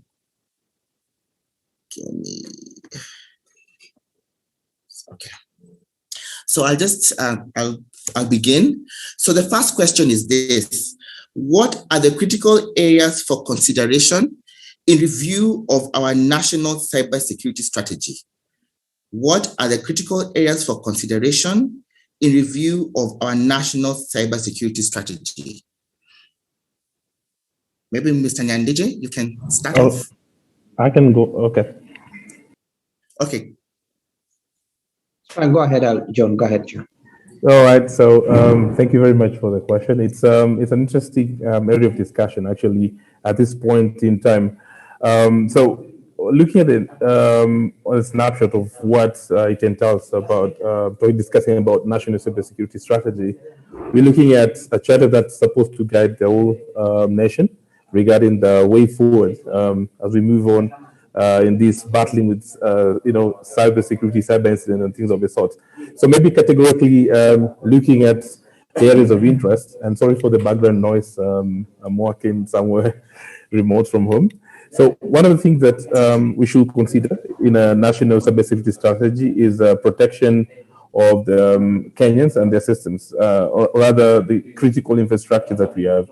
So basically, we have systems that we rely on as a country. So, for example, system that powers, our economy, system that we rely on as business and things of the sort.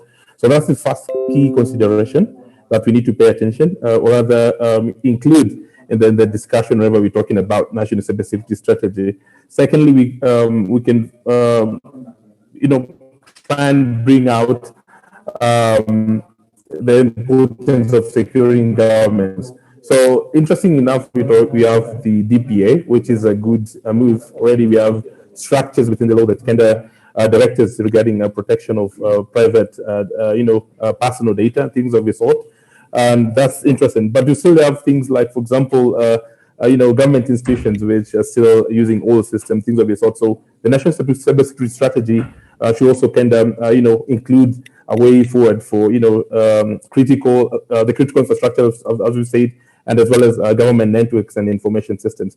So a practical example is we don't expect with national cybersecurity strategy, if you walk into, let's say, a police station, they're still using Yahoo. They printed it out on the police station. We see this a lot of time. There's a Yahoo email there, things of the sort.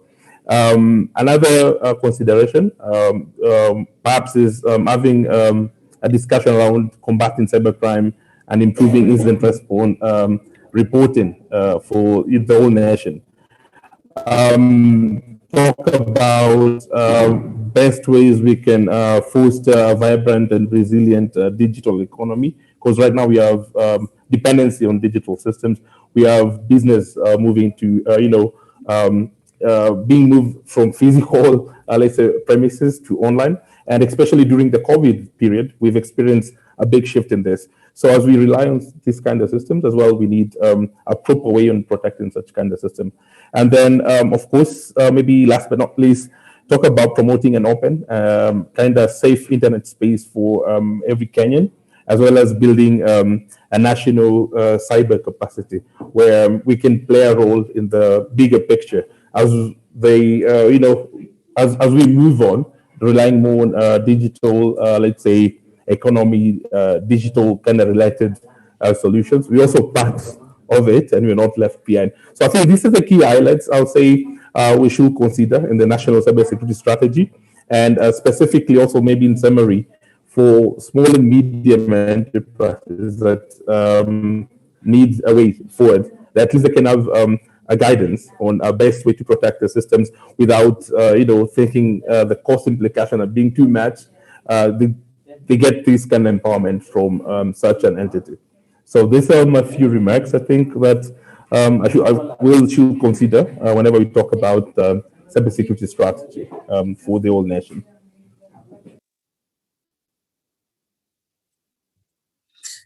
Thank you very much, Mr. Obagi. Over, Mr. Nyandeji, you have the floor. Thanks, Albert and John as well, and my fellow panelists. It's good to be here. Just to pick up on the same question with regards to, I think what John has highlighted is quite clear with regards to, when you talk about national strategy, you're talking about the nation. And I think that's the emphasis here. You're looking at the country in general, and here you're looking at a country with regards to its national infrastructure. So the things that you will consider here, you look at resilience. The resilience of the infrastructure in a nation is very, very important, because at that point, these are people are depending on this infrastructure to be able to access government services or other different services that exist. So that's not number one thing, is the angle of resilience. The number two, what comes into play is with regard, for example, if you look at the Kenyan, bring you a little bit back on the Kenya national, cyber strategy, which was, on 2014.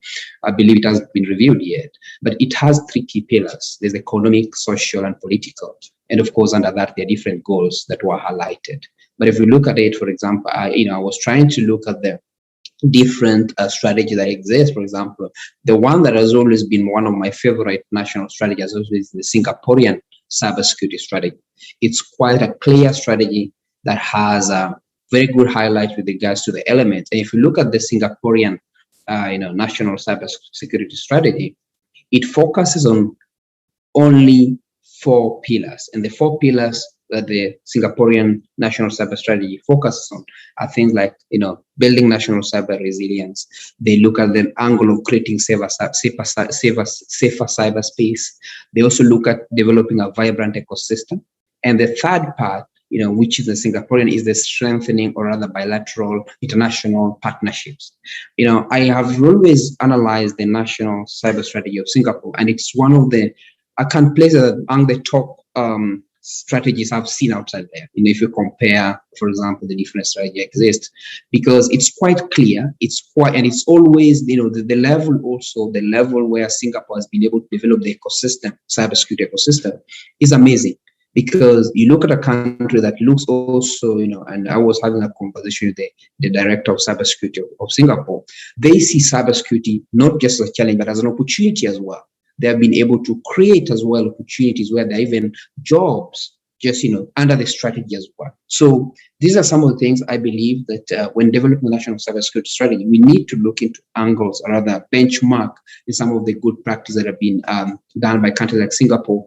Also, Estonia has done a good job as well. I've also looked at the national cyber strategy, but Singaporean has really amazed me. And those 4 pillars, I believe that the Kenyan one needs to be one way or the other, be updated, or rather be, revised to be able to capture, the reality of, of the situation, or rather the ground. Because 2014 to now, we're talking about 7 years. A lot has changed in the picture. Thank you.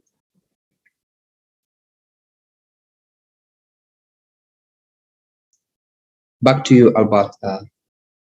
John, you are on mute. Perhaps I'll just ask a question. How reliable? Okay. Perhaps my question would be, how reliable is our strategy? Is it effective? How reliable is it? Maybe John want to go first. John, you can go ahead. No, sorry.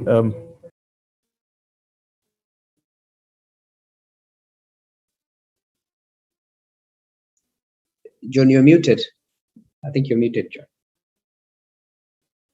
Sorry, I have a very terrible internet. That's actually the problem that I'm facing. Please repeat the question again.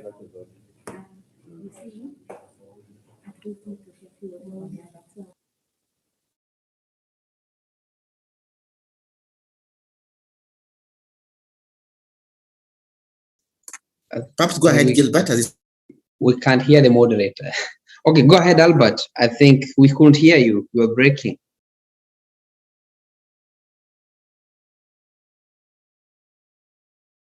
John, can you hear me? Yes, I can hear you quite well, Gilbert. Actually, I thought for a moment. Okay, I thought. Yeah, the moderator. I think the moderator is not around, so I think I couldn't hear him. Maybe just to pick up, looking at the next question on the panel. Go ahead.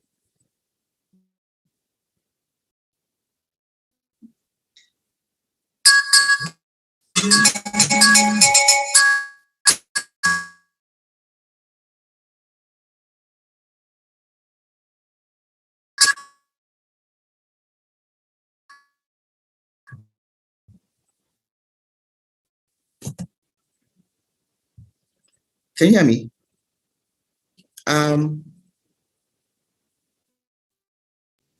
Yes, we can hear you. Yeah, maybe you can, John, maybe you can go ahead.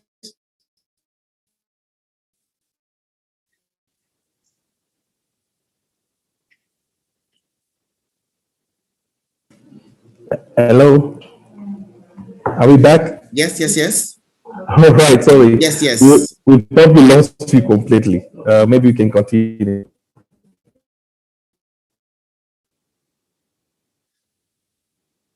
Answer the question. Sorry, please repeat the question. Maybe I've missed that.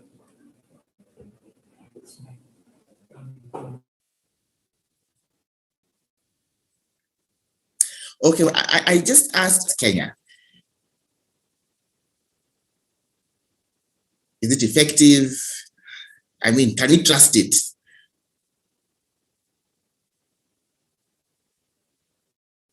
Sorry, I'm losing you, Albert. I can barely hear you. Gilbert, can you hear me?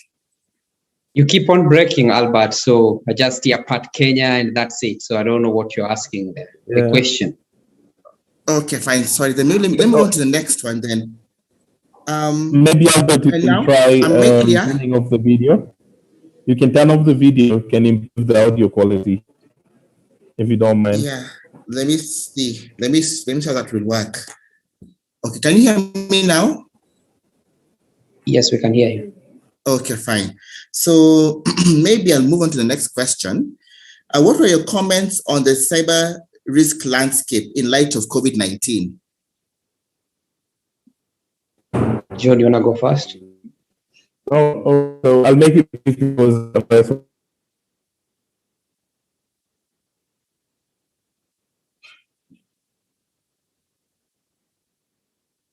Gilbert? Okay.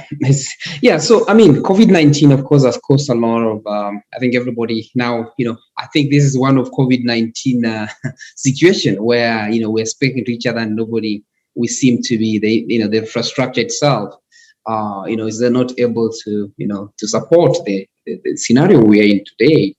Is that the COVID-19, of course, has, moved businesses online. People have adopted digital practices where people are working remotely from home. And without the cyber threat landscape, these are just caused more and more, it has just exposed rather, the landscape even more. And now you're talking about a wider attack landscape because now the attackers, they have, a number of devices that can be able to scan with regards to people connecting from their home devices, be it phones, laptops, and everything else. So in reality, to get your question, COVID-19, comes with its own challenges. More so when it comes to work from home. And now we're not even talking from work from home anymore. We're talking about work from anywhere. Because at this point, for example, some people are joining from their villages, some are joining from wherever they are. And now you're no longer talking about work from home, as they say, we're talking about work from anywhere. Yeah, so I think the landscape has just gotten much more complex. And we have seen a lot of attacks even getting more and more, massive and complex with regards to the COVID-19 pandemic. Back to you. Thank you. Mr. Obagi, are you still in the call?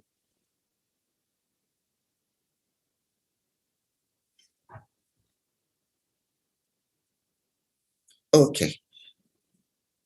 I'll just move on to the next question. So what mechanisms has the Kenya Cyber Security Response Team put in place in terms of reporting back to stakeholders? What mechanisms has the Kenya Cybersecurity Response Team put in place in terms of reporting back to stakeholders? Yeah, so Albert, I think that question would be better, addressed to Kenyan SAT. I just hope the organizers would have brought in the panel someone from the Kenya response team, because it will make much more sense to get an input from that point. I don't know if that makes a little bit of sense. Okay, well noted. I think they'll definitely pick that up.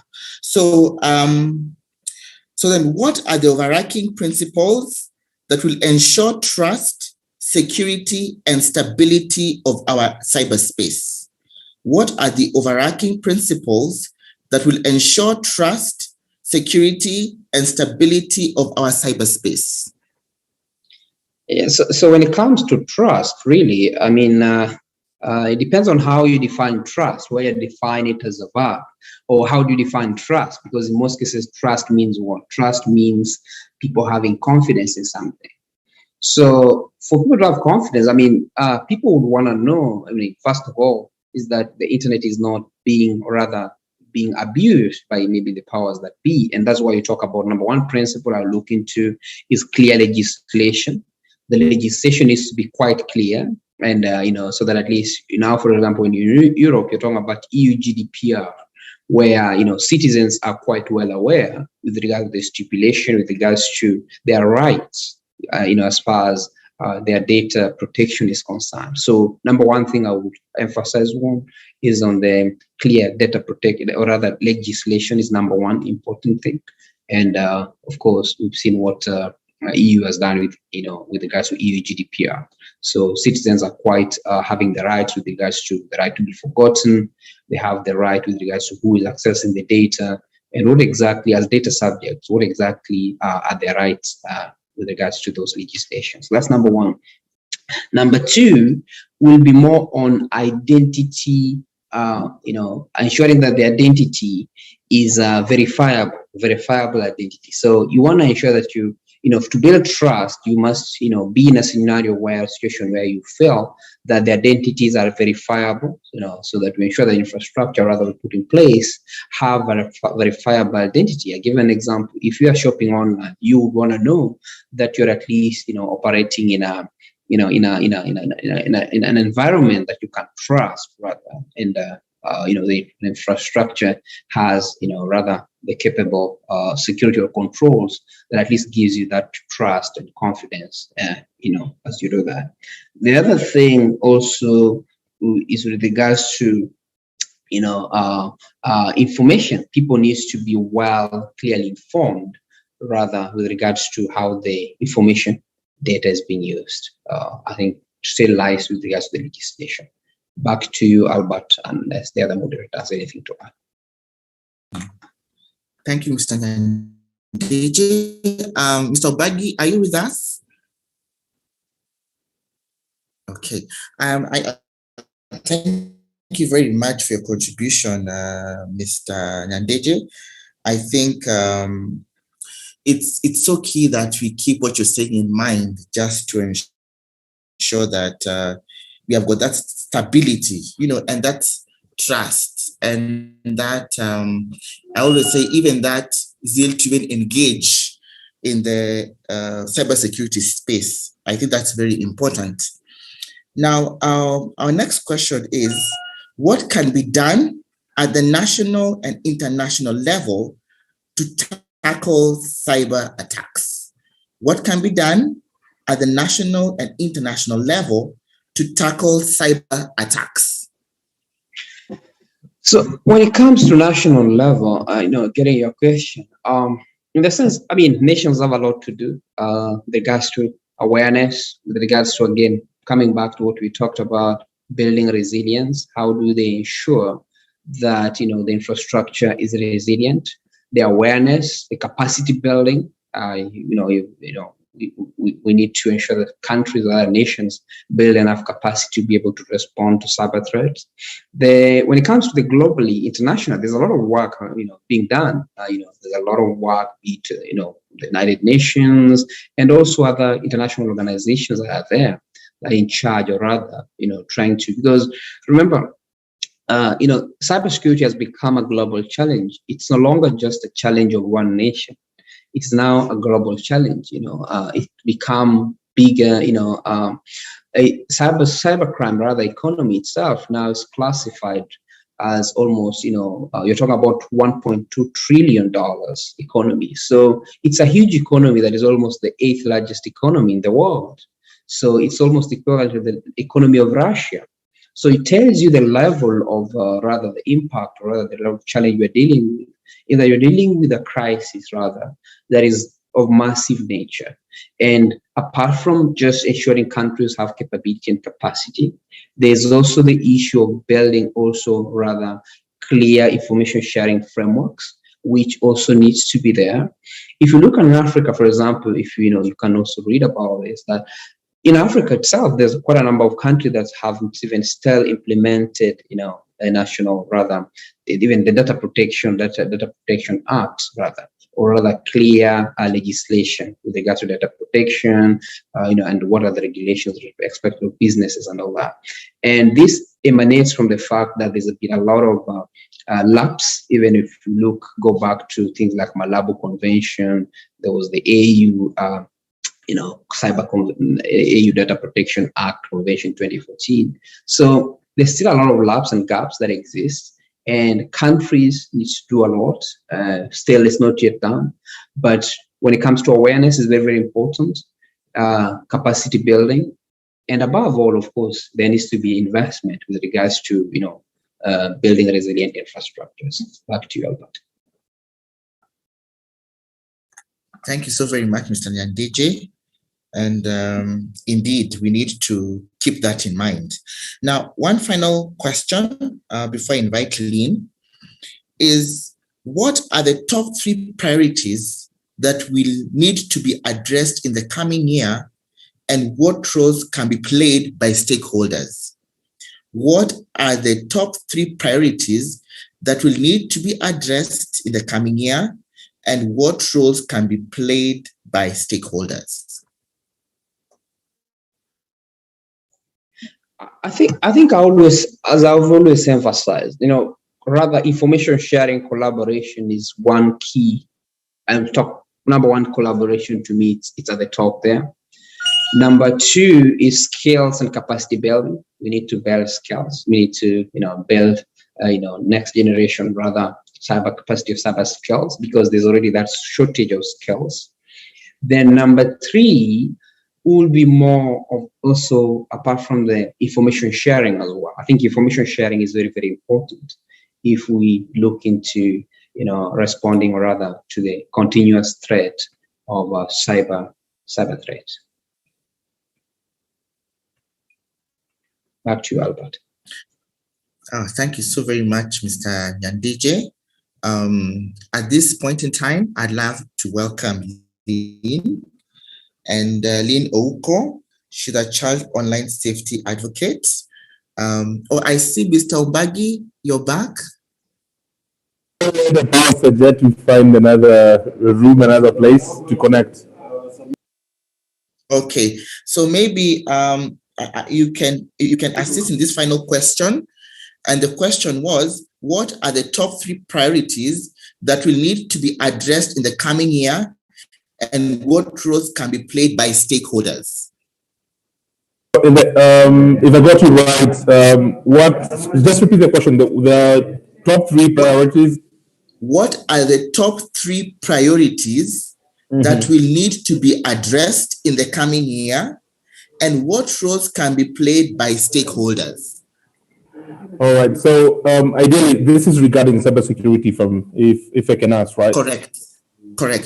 So basically, here's the interesting thing. As I started with, we have the Kenya Data Protection Act, which was enacted. So basically, it can also set some expectation from the stakeholders and business owners locally, and ideally, there's some expectation from them regarding securing our personal data. So looking forward, so the first thing that I think should be prioritized is how effectively are we, technically putting measures to secure personal data. Then secondly, sorry about that. So, and secondly, I think we'll be trying to build national, capacity in making sure that we have the right, human resource, the right talent, and the right technologies to help us grow and also play a role internationally. Because ideally, looking at the nation where we are, where we stand, and where the whole globe is going to, there's some things that you have to do to make sure that you're all ready for the future. So we have to prioritize making sure that the youth are given the right skills, they're being given the right opportunities to play a role in these global connection, and as well as looking at the opportunities that this brings to us locally. So employment is a must.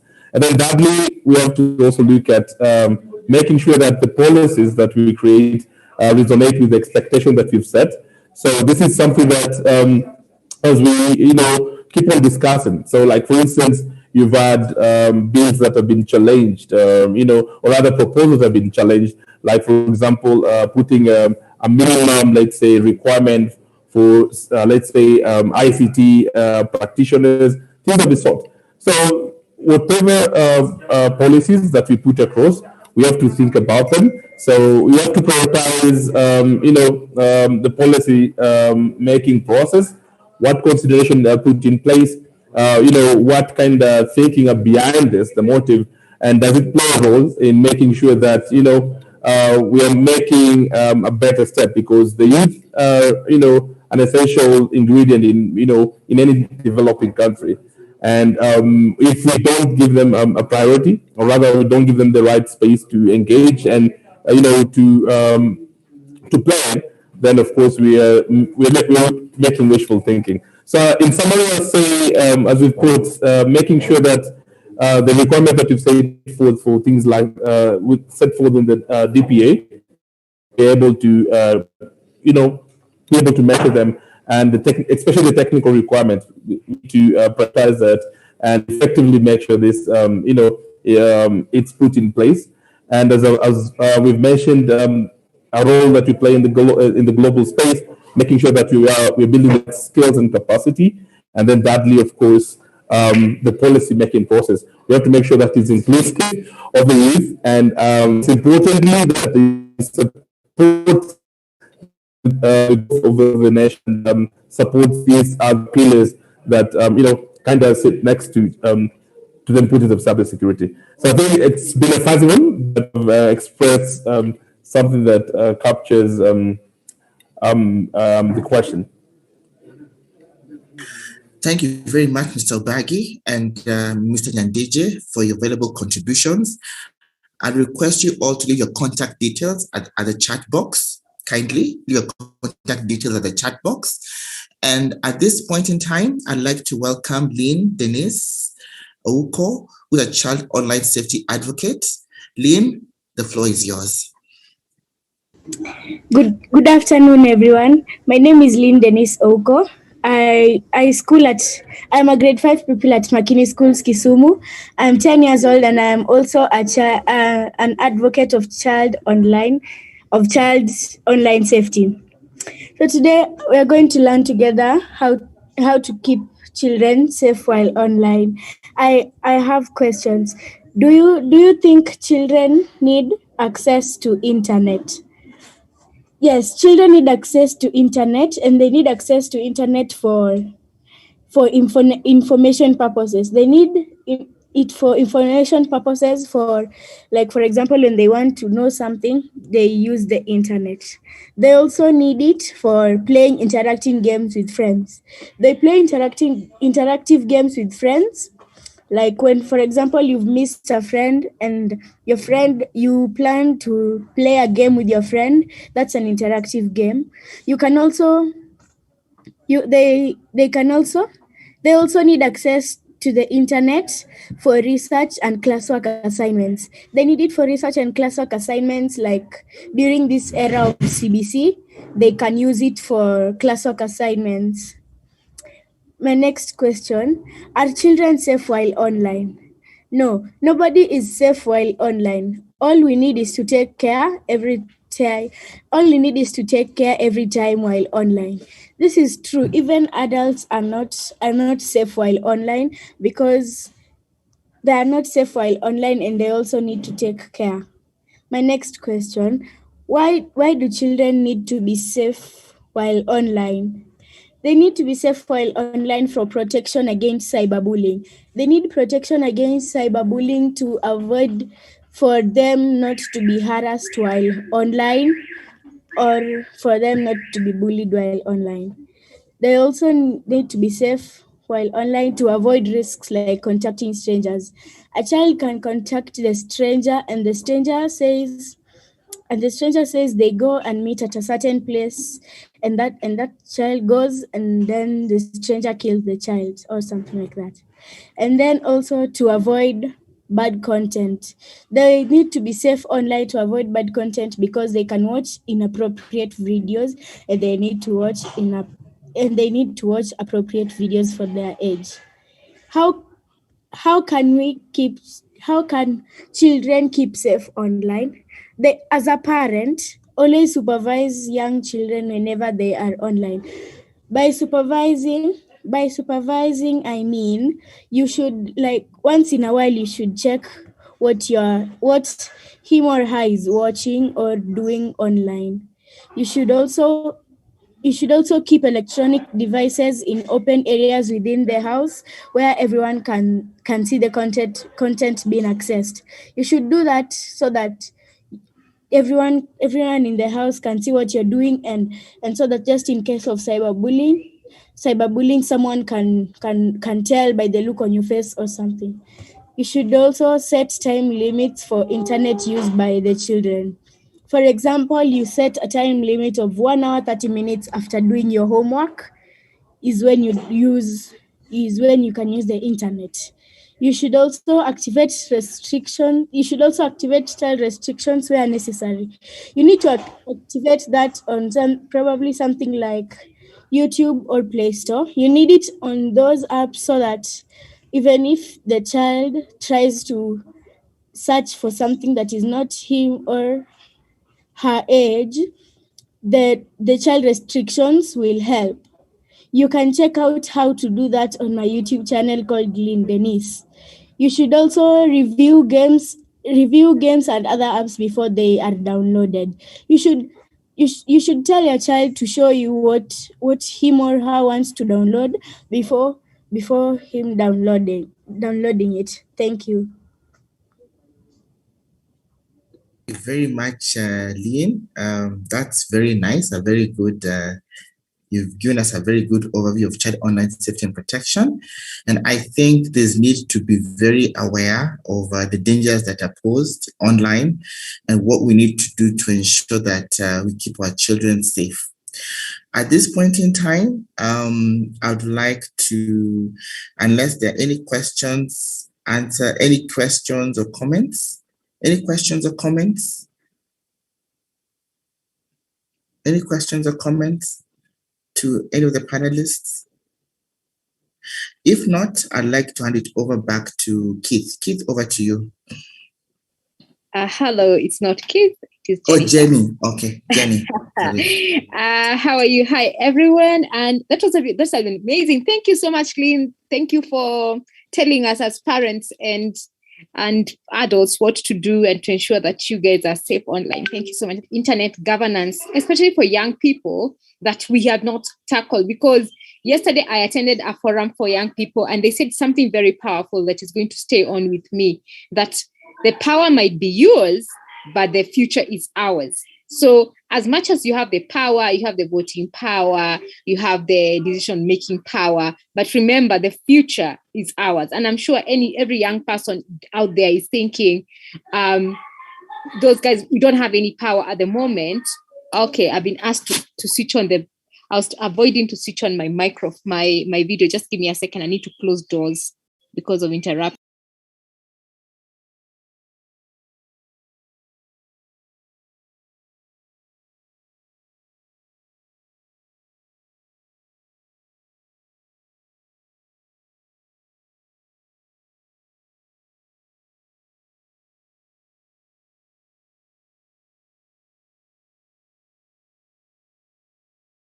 You just give me a few minutes. I can't switch on my camera right now. I have small people around me. So I just want to ask, I've seen a few questions on the chat. So I'm going to start with those questions. I think I had the first question from Tahil. I think it was responded by the first panel on the focusing on the lockdowns. On the flip side, we have what I call footprint tracking. Between the two, we are in between the rock and the hard place. How can we push for internet governance to ensure that we have either eradicated or reduced the occurrence of such ills?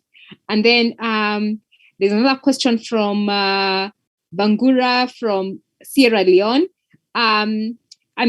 She's saying, I may like to know how could internet be inclusive and expanded to rural communities when presently we do not have strong internet facility in Africa? So that's a good question. So in terms of inclusivity, how can we ensure inclusivity of internet to the rural youth? Okay, I can't see hands up. Maybe our panel, do we have questions? Do we have reactions for this? Our panel?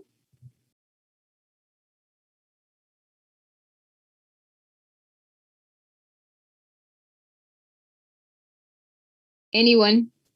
Please don't let me sit here speaking to myself.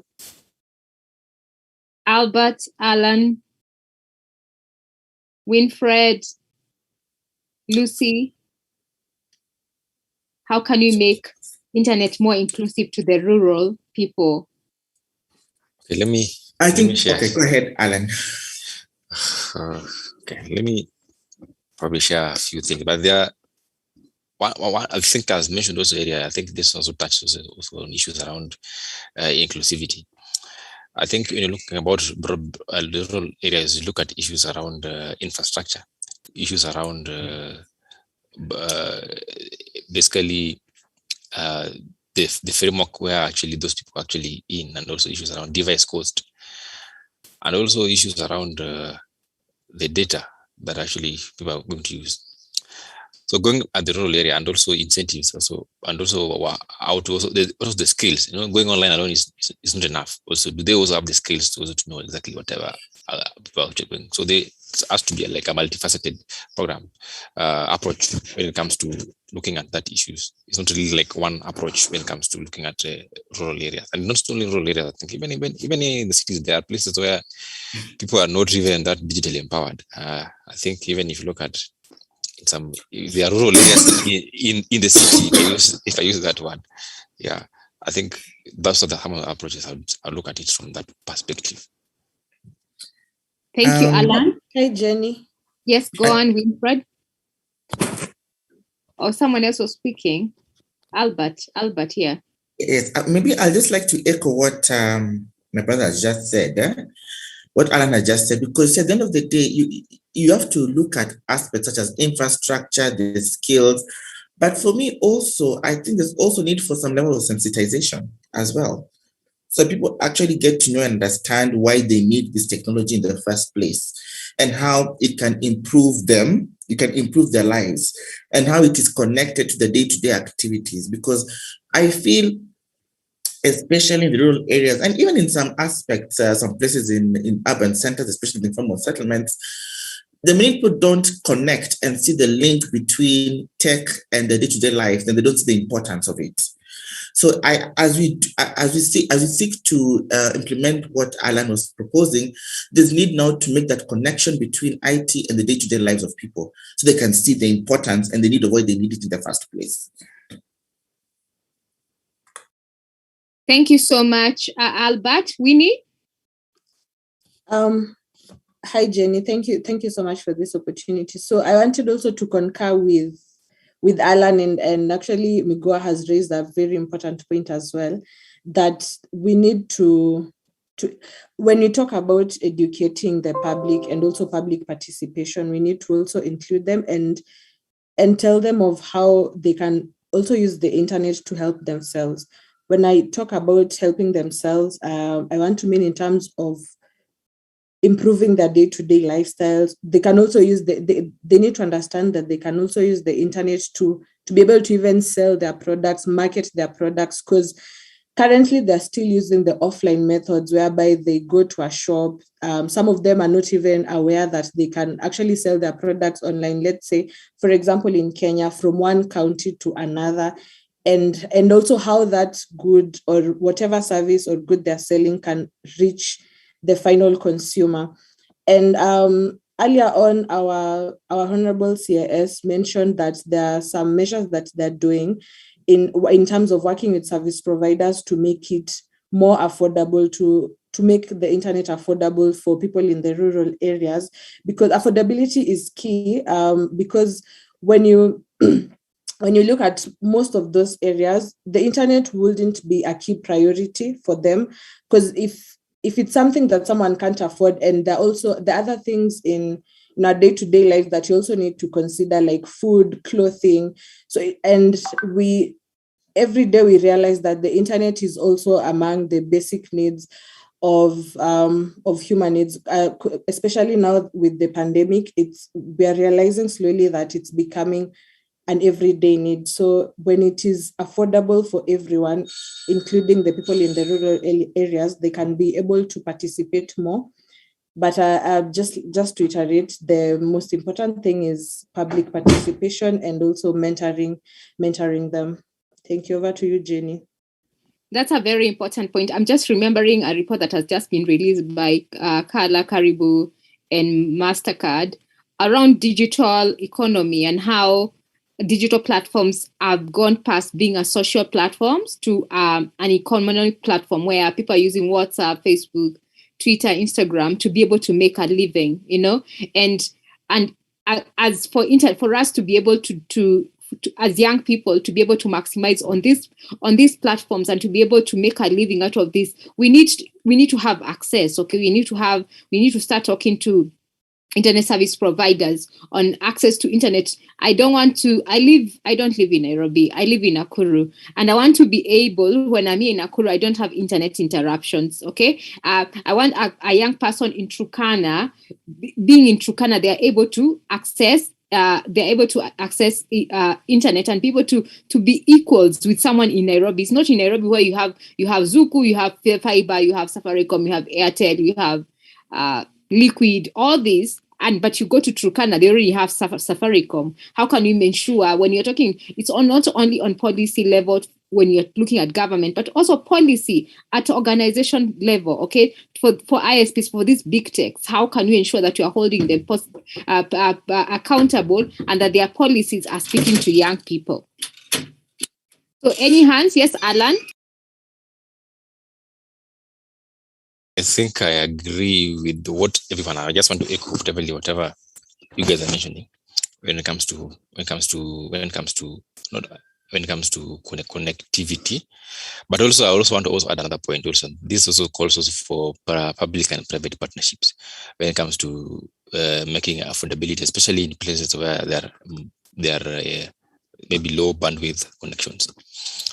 This also calls also for expansion for community approaches when it comes to even using public libraries as a place where people can actually go and learn, and also using churches, places like places of worship. So I think those are places which I think can also require innovative thinking when it comes to looking for where people can actually connect. So these are places where actually people come quite frequently, and they can actually also form as they can double up as places of maybe people connecting, especially the social gatherings. But also our costs are a bit too high in Kenya when it comes to affordability. And just like everyone also has alluded to, we are still not yet among the global recommended costs when it comes to device access, and not just any device. For you to connect fully to the internet, maybe a smartphone, right now, not a feature phone. So our costs are a bit high, about, like I mentioned earlier, about 40 to 90, 50 something % of our monthly income, gross monthly income. So definitely no one will spend half of its income on a mobile device. So people need to eat. And also when it comes to maybe about recommended about 2 GB of data, we are still not yet there when it comes to the cost. So we need innovative thinking, and this is where this forum is important, where we can impart knowledge, and also people can be inspired to look for innovative ways of connecting when they are connected. Totally agreed. Alan, anybody else? Our panelists, you can lift, our attendees, you can lift up your hand and we can allow you to speak so that we are not the only ones who are speaking. We can, if you have a point, we can be able to speak. And we are like 2 minutes past time. So I'm just going to give another minute. If someone has a burning point or you do not agree with whatever you were discussing as a panelist, you can be able to ask a question and you can say, or you can add a point. Just to reiterate that what we are speaking here is going to go into a communique that is going to be presented tomorrow. Thank you, Nura. Nura, you can be able to speak. So we are going to put this into a communique that is going to be presented tomorrow to stakeholders who are going to be attending the Kenya Internet Governance Forum. Yes, Nura? Nura, go ahead. Your hand was up. Yes, are you hearing me? Are you hearing me? Yes. Go ahead, Nura. We can hear you. Yeah? Go ahead.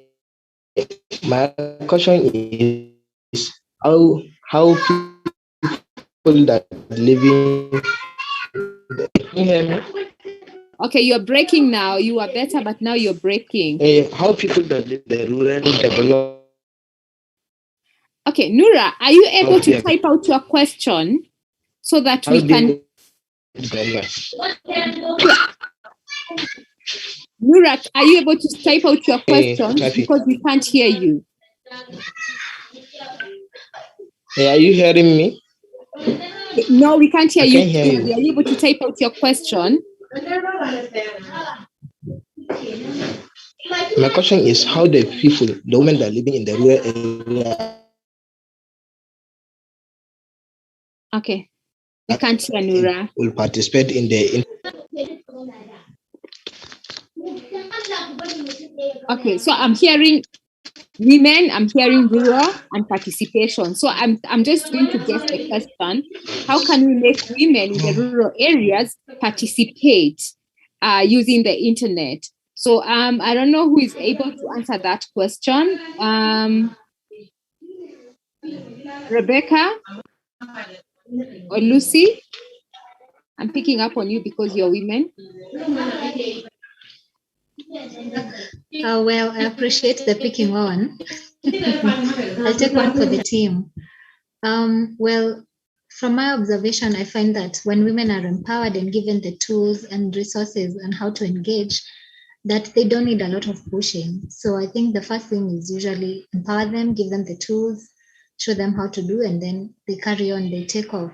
And personally, I'd want to mention that I've been in one of the trainings done by Keynote where they train women on how to create content on their program. The collaboration between DW and Keynote, aiming to increase the voices of women online, and they teach you how to create content, whether it's for entertainment, whether it's for your e-commerce needs, whatever needs that you may need to participate online. So that is what I would say my contribution would be.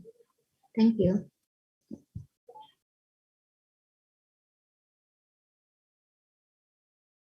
Thank you so much, Rebecca. And I think we are coming to the, I can see the young people. I'm going to give you 1 minute, Omar, or is it Brian? I'm going to give you 1 minute to ask your question, and then I hand over this meeting back to Keith. Keith, are you back?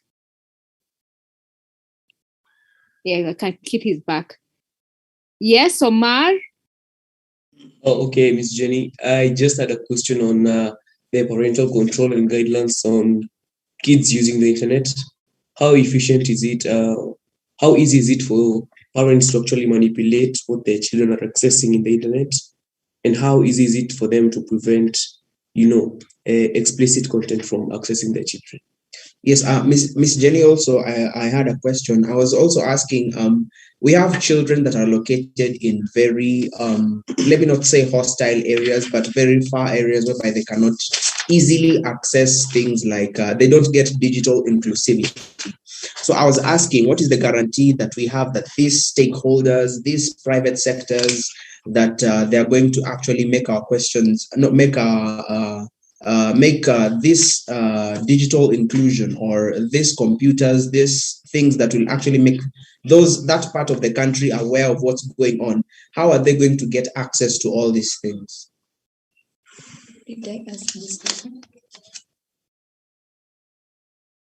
That's my question, Miss Jenny. Thank you so much, so much, Omar and Brian. So I am looking for someone to answer this question, and it looks like people have left. So Desmond and Alan, are you able to answer this question from these young people? Can they repeat the question? So the question number 1 is on controls, on parental control. I had seen someone who is on cybersecurity. I think he left. But I think, Keith, you can be able to answer. You're also one of those cybersecurity guys. So the first question is on how parental control to ensure that the content that children are accessing is good, and they are not able to access explicit content. What measures are being taken, and who is responsible of that? And then number 2 is also on access of internet for young people, especially those ones in the rural areas, so that all children are equal. So those are the 2 questions. Go on, Desmond. Thank you. I think so. There's 2 things. A part of that of the second question was answered when we were discussing connectivity and measures to ensure inclusion. I think there's a huge role that the government has to play in ensuring that that there is access, and access isn't just the internet. It's having electricity. There's supportive infrastructure that's needed for people to be able to access innovative platforms. So it's ensuring that it's accessible even in rural areas, because those, that is often a role that the government plays, or stakeholders like Facebook, who I work for. But it needs to be affordable as well for most people. But also, I think, as someone has mentioned here, it needs to be relevant or seen to be useful to the people that we're extending these services to. And that can be done only through sensitization. And there's a number of studies. I think the moderators shared a study by MasterCard. There's also another that was done by Facebook on a number of countries, including in Kenya, that really outlines the ways in which Facebook has been supportive to small and medium businesses across the continent. So I think that's what I would say. On the first question, in terms of parental control, those features tend to be present on most devices, from your TV all the way to social media. And really, it is a role that different players have to play to ensure that parents are aware of the harm that, I think one of the kids or young leaders was talking about Lynn Dennis, the harm that could happen potentially to anyone, and most especially to children online, and ways in which that kind of harm, risks to such harm can be reduced or removed. And so, we at Facebook, for example, train parents as much as we do train children, because, it's by training a parent, are we able to actually equip, to ensure that, children have caregivers who understand the risks and can address them. So that's what I would say to that question. Back to you, Jenny. Thank you, Desmond. Because you're from Facebook, that was a good question for you, because you're the guys who handle a huge audience of young people on Facebook, Twitter. Facebook, Instagram, and WhatsApp. So, Omar, I don't think you have any question. I think that's an older hand. So, or is it Sheila? Yeah, she has a question. Okay. Okay, actually, my question, Ms. Jenny, was what assurance do we have as the Kenyan youth that internet governance can actually help in maintaining one's privacy? Again, that's Desmond's question. Sorry, Desmond, it just came in at the right time. Issues of privacy, we are giving too much content of our data out there. So how do we ensure that the data that I'm giving to Facebook on my Instagram or WhatsApp is safe and secure? Yeah, I think so. A very, very good question. Again, the first thing that I'll say is that you have control over the kind of information that you share with Facebook, but also that you share with others. So when you do go on your Facebook profile and go on your settings, you can set up the kind of, for example, on my WhatsApp, you cannot see my display photo, for example, unless you are my friend. And there's been instances where I made that inaccessible to anyone. That's, those are features. So that's just for WhatsApp. That is true also for Instagram as well as Facebook. And so there's a lot of features on the platform that would allow you to protect or decide which information you make accessible to Facebook, the company, but also the kind of information that you want others out there to be able to see about you. So that's the first thing that you need to be aware of, that the power to do this is really within our hands. And the second thing that I'll say to that is something that has been alluded to here time and again, which is awareness campaign. And as I say this, whenever we do these trainings and things like that, or take part in such forums, the one thing that we learn repeatedly is that a lot of people are unaware of what they are able to do. And so, these awareness campaigns really will aim at ensuring that most of us, you young leaders, are aware of ways in which you can protect yourself or protect the information that you deem necessary for it to be only accessible to you or to a few people, on our platform. So there's going to be, we've done similar awareness campaigns in places like in Tanzania and Ethiopia, and we'll certainly be exploring an opportunity to do something like that in Kenya, so that we are all, are equipped, because awareness is the first step to actually doing the right thing. Thanks, Jenny. And thank you so much, Desmond. And I really do apologize for being put on step. So, so the next person I'm going to invite is Keith. Keith to do the final roundup and closing. Keith? Thank you so much, Jenny, really, for the session. It has been really interesting, just highlighting what are some of the key issues that have come up, during the gist of the discussions today.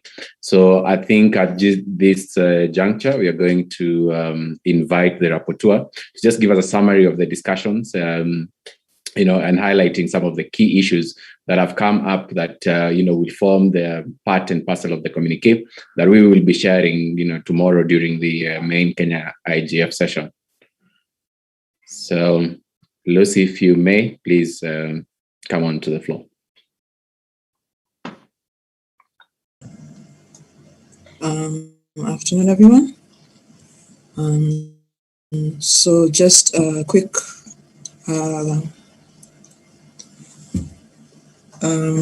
go through of what we've gone through today. So we've gone through 3 different sessions. The first one on great data governance, content regulation, and consumer rights. We heard from Brian Obilo, Bridget Andere, Winfred Anonya, Alan Chinoy, and of course Brian King from Jamhuri High School, where we discussed the importance of applying human rights to content moderation and the various ways where we can do that moderation. We also discussed that how we need to evolve in terms of data governance and the things that the government is lacking in terms of legislation and transparency. The second session discussed digital inclusion, universal access, and meaningful connectivity. We heard from Alan Achola, Aida Nganga, Ephraim Kenyatta, and of course, Sheila Wangu, where we heard about the importance of discussing inequality in terms of how the pandemic has affected us, and the main challenges we've had in terms of making full use of internet access. We had a lot from Alan Achola on